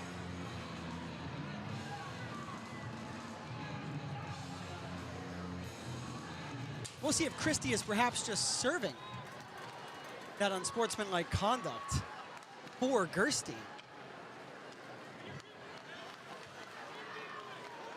Both Gerstein and Doherty in the box. Tyler Barrow works in. Ryan Hunter shoots past the stick of Branch. The 2 number 8s come together. That's Mo and Barrow, and Mo will fling it right past the league leader in goals and points, Tyler Barrow. 90 seconds left on the Publix power play. Sent in by Moore, a little bit too hot. So it comes past everybody up along the near side. Storjahan will softly funnel it north. Offside was Hunter, so he'll have to backtrack and come outside of the blue line. And the Moccasins take that chance to slam it off of the glass. They've killed off 55 seconds of the power play. Hunter left wing side. Here's number 88. Had a good chat with Ryan Hunter prior to hopping on the bus, heading to the Monroe Civic Center for tonight's game. He told me really enjoyed playing with Brad Fortin. Acknowledges that they do look alike.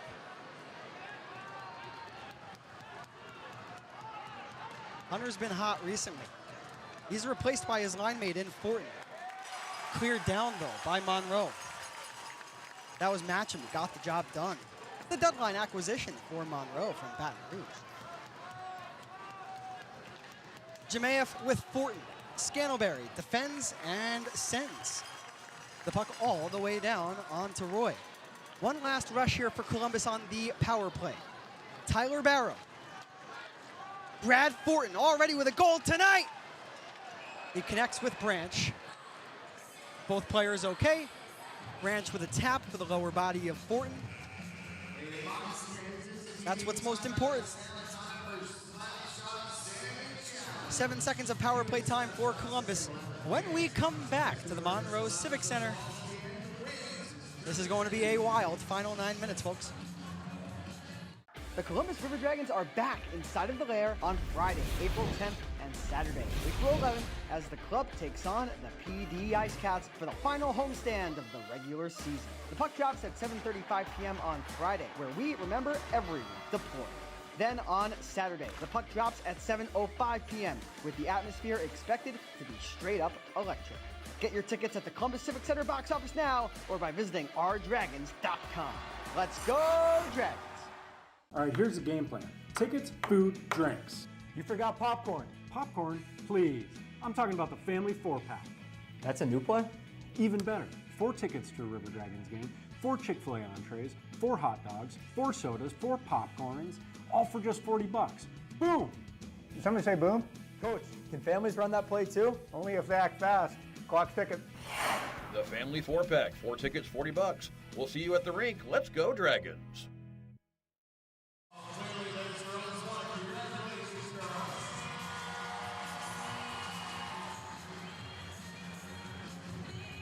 The game-tying goal for the River Dragons comes at 9:06. Alex Storjahan, number 4, now has his 26th of the year, assisted by number 36, Lair Patakin, and Tyler Barrow, number 8.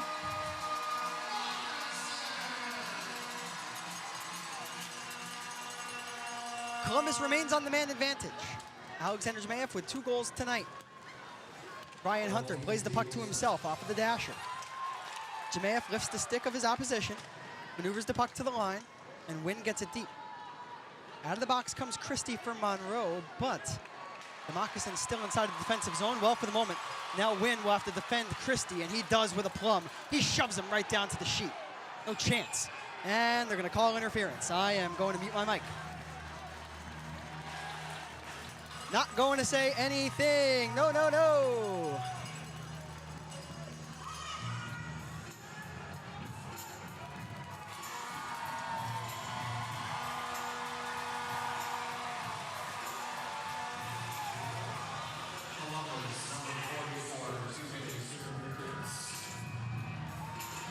Two minutes for interference to Mike Wynn.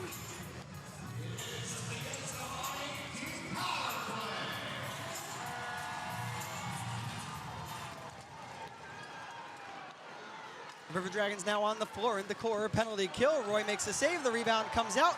Roy gets over to the near post in time. That was Nathaniel Mott who was defending, and we have another stoppage. What do we got? That came off again.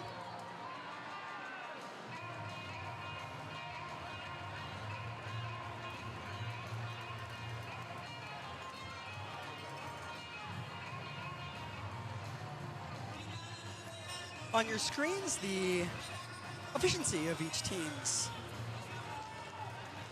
power play and penalty kill. River Dragons on the penalty kill entering tonight's game at 84%. The Moccasins at 25% on the power play. Both of these teams exceptional on both the PK and the PP. As Roy denies Christie.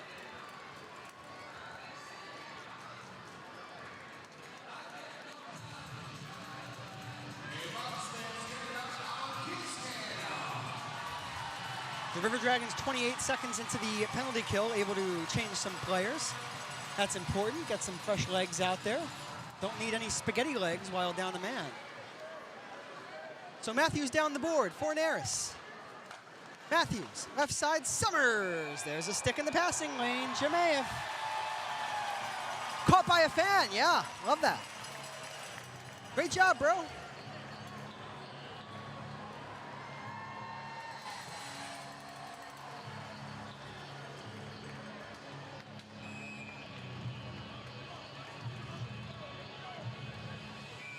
Spoke to Josh Colton prior to morning skate today. Discussed with him the last time the River Dragons were here inside of this building, and said, yeah, it's just a combination of sometimes the ice is not the best, and you know the crowd is right on top of you, and that has its impact. It's interesting to hear from a player's perspective just what it's like to play inside different buildings. This is not what it's like playing inside of the Mississippi Coast Coliseum, where the largest building in the FPHL, and the crowd doesn't really have an impact. There's 55 seconds to go here on the minor penalty to Mike Wynn as Scantlebury went down inside of the defensive zone. I don't believe anything was called there. Tucker Scantlebury putting on the show like he tends to do. Stretching out his hand a little bit. Shouldn't do that, probably given the coaching staff flashbacks to what happened with Frank Schumacher, who has a hand issue right now. That's why Monroe without their captain.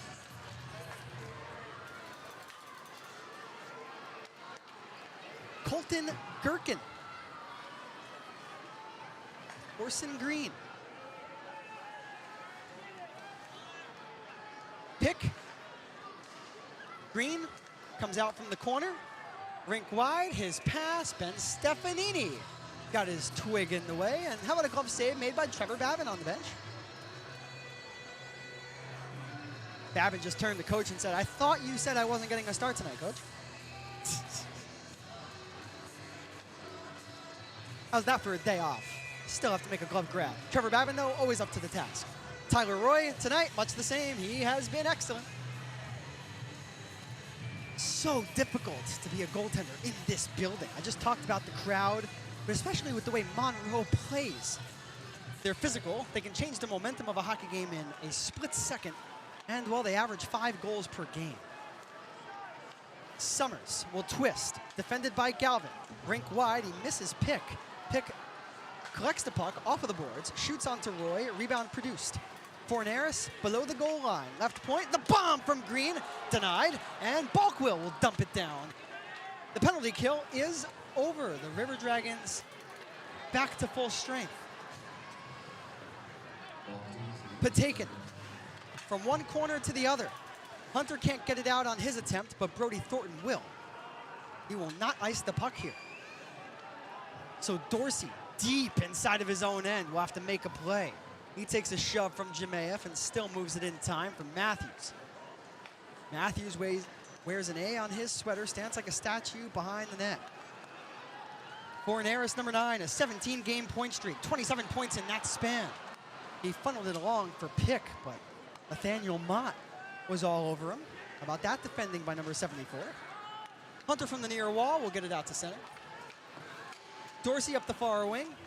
Reverse kicked by Fornaris into the possession of Thornton. Thornton, Hunter will toss it into the O-zone and allow Alex Storjahan to chase. Scantlebury's hand's all right. He'll move it along on the backhand into Columbus ice. Mott turns it over. Scantlebury, Christie, hit the mesh.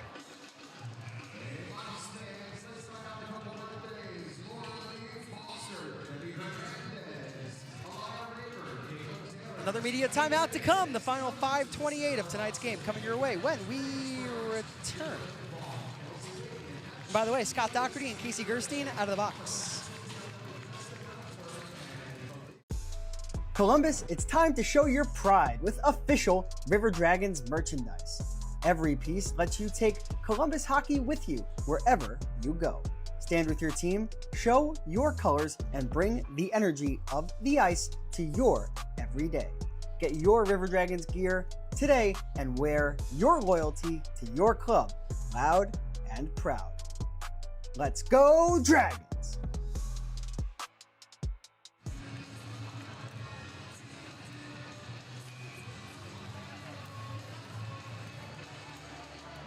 .5:28 left. The third period. The River Dragons and the Moccasins for the 7th time this season. My name is Liam Gotimer. As always, it's an absolute pleasure to be here alongside all of you. Face-off win for the Dragons. Columbus only able to get it as far as center, so Colton will have to backtrack onto it. Colton, near wing, Barrow. Right point, Scantlebury. Hit the window, now to the wall. Barrow will spin back, has support in Colton, and Colton will ladle it north. The linesman following the puck and elects to not whistle down in icing. That to the benefit of the River Dragons. Christie, a between the legs pass, that was nifty. Roy aced the test that Scantlebury put onto him. Scantlebury's got the puck back here with 4:36 left. Roy able to get to that puck with Pick in his grill. More braces for a hit that comes and then throws a slash onto Scantlebury. We'll see if anything comes of that. And Moore dives on top of Scantlebury, and that's going to be called for a penalty. Kyle Moore is incensed, and it's just ridiculous. No words. No words for what we've seen tonight. And head coach Bichard doing his best diving impression on the bench, for real. I don't stand here upset. I don't stand here mad. I don't stand here angry. I just stand here incredibly disappointed. Again. 4:17 left.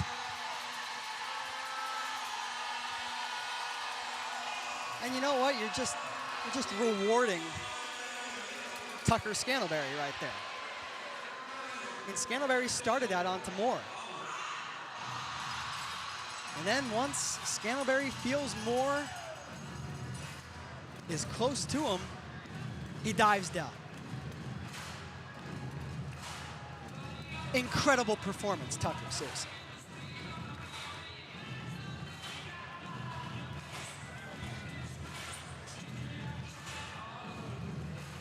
Yeah, we're going to keep it here in Monroe. Hopefully the puck doesn't lie, folks. Hopefully. And Kirk Underwood talking to the officials, and you know what? Kirk not upset either. He's standing there very calm, having a conversation with the referee. But I think it's important to make your opinion and your voice heard. Because what we've seen here in this third period, in terms of the officiating and the penalties called, has simply been lopsided in one direction. That's all I got for you. Face-off win for the Moccasins. They have 2 minutes to find the go-ahead goal.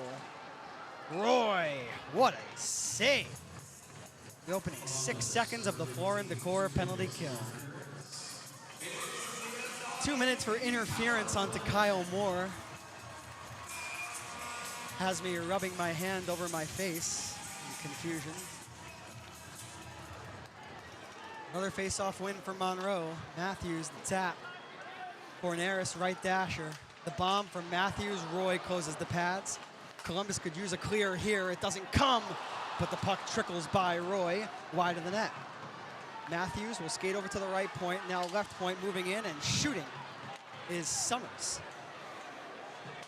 That knocked the stick right out of the hands of Balkwill. This might be a break for Jemayev. Save made by Branch. Oh, he had the hat trick on his stick. Jemayev went backhand, forehand, and Branch fought it off. Here's a chance for Monroe. Fornaris scores. Oh, man. No words, folks, no words.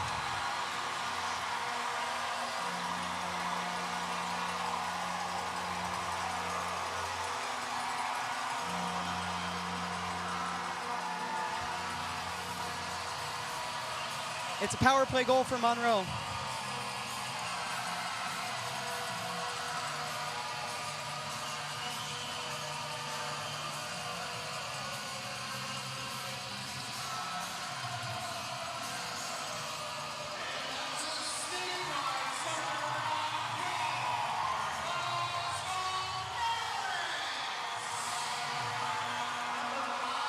It's 5-4 Monroe with 3:27 to go.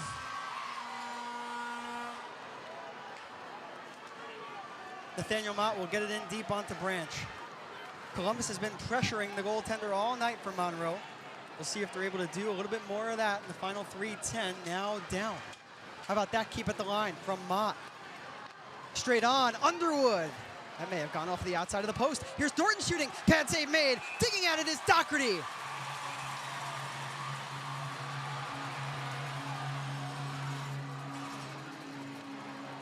Tucker Scantlebury right there, and with his team up a goal, he has no interest in engaging.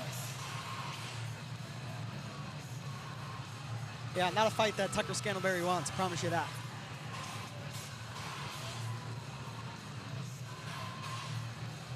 You want to know how fellow heavyweights in the FPHL do against Scott Doherty? Watch the tilt he had with Divine Apollon earlier this year.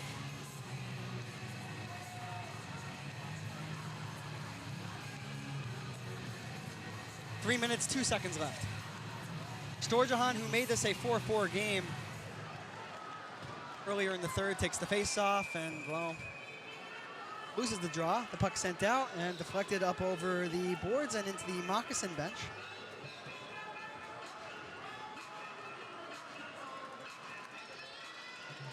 This has certainly been a thrilling hockey game, but it would be disappointing if this is how it ends.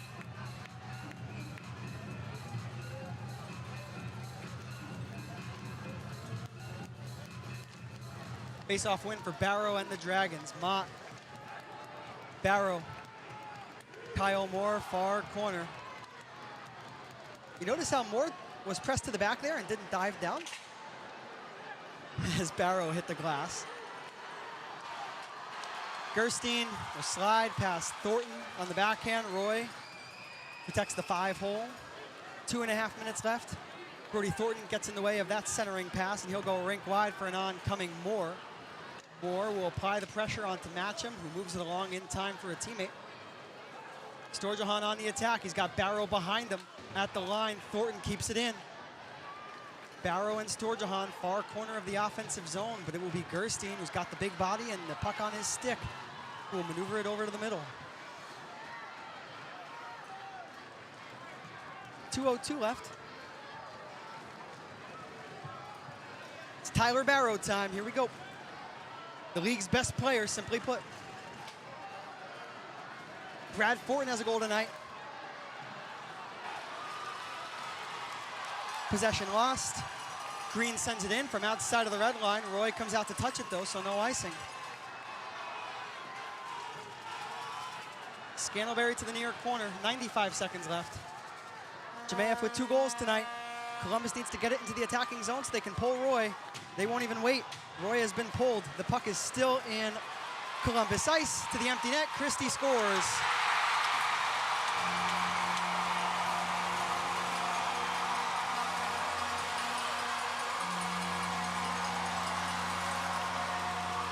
I'm sorry, guys, that you all had to watch the River Dragons play an outstanding game tonight and fight extra hard in the third period just for the game to be decided by you-know-what. So I'm sorry, folks. That must be incredibly disappointing to sit on your couch and watch, because here in the press box, I'm disgusted.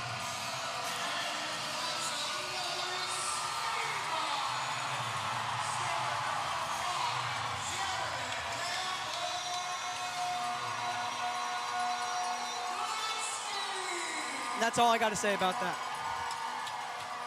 83 seconds to go. It's a 2-goal lead for Monroe. No, the clock's still running. I didn't even stop it. Sorry, guys. It's now 6-4 Monroe.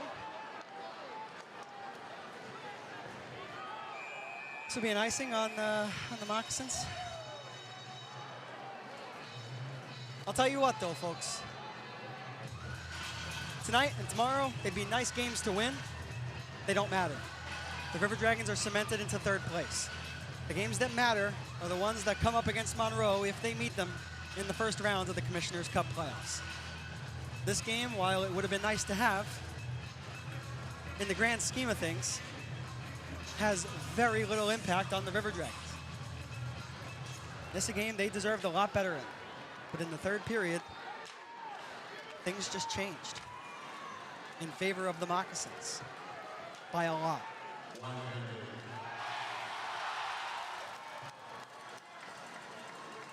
Roy, I have to credit River Dragons for their effort tonight. Terrific. 4 goals. Tyler Roy has played really well.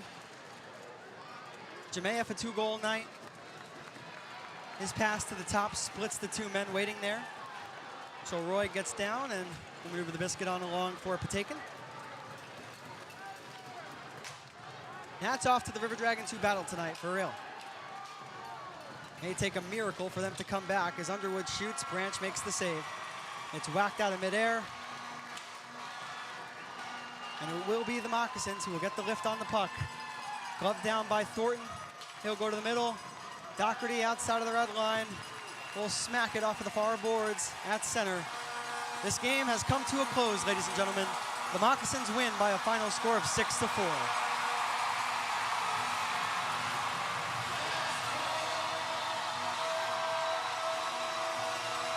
And Jake Krupp with some more words for the River Dragons at center ice. He just can't help himself, can he?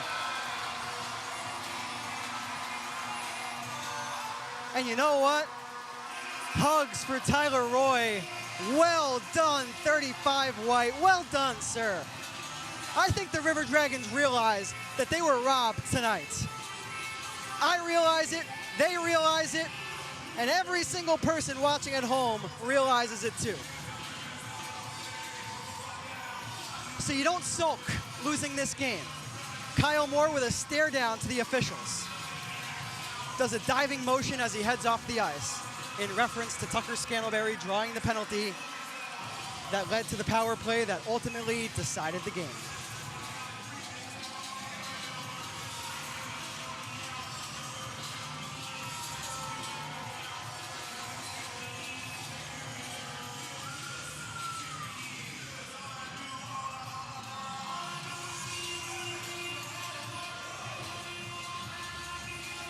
The River Dragons praying, and the Moccasins are barking at the River Dragons in the neutral zone faceoff circle. Are you kidding me? You have 3 players praying at center ice, and Tucker Scantlebury is going to bark at them? Oh my goodness.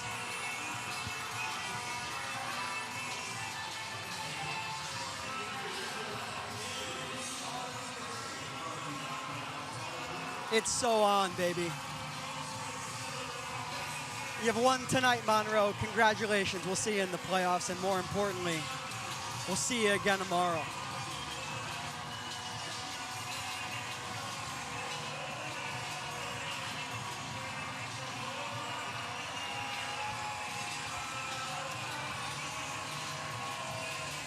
The River Dragons receive goals from Brad Fortin, Alexander Jemayev twice, and Alex Storjahan. The Moccasins win behind a game-winning power play goal for Jared Christie. Why did he score that power play goal? Well, because Kyle Moore was whistled down for interference onto Tucker Scantlebury, who dove.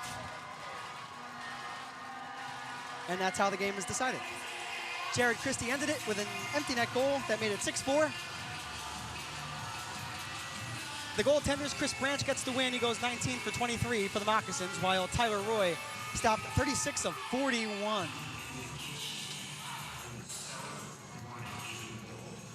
The shots on goal in that third period, 18-4 Moccasins. Monroe outshoots Columbus 32-11 throughout the final 40 minutes, 44-23 for the game. Columbus outscored 3-1 in the third. They once again lose 6-4.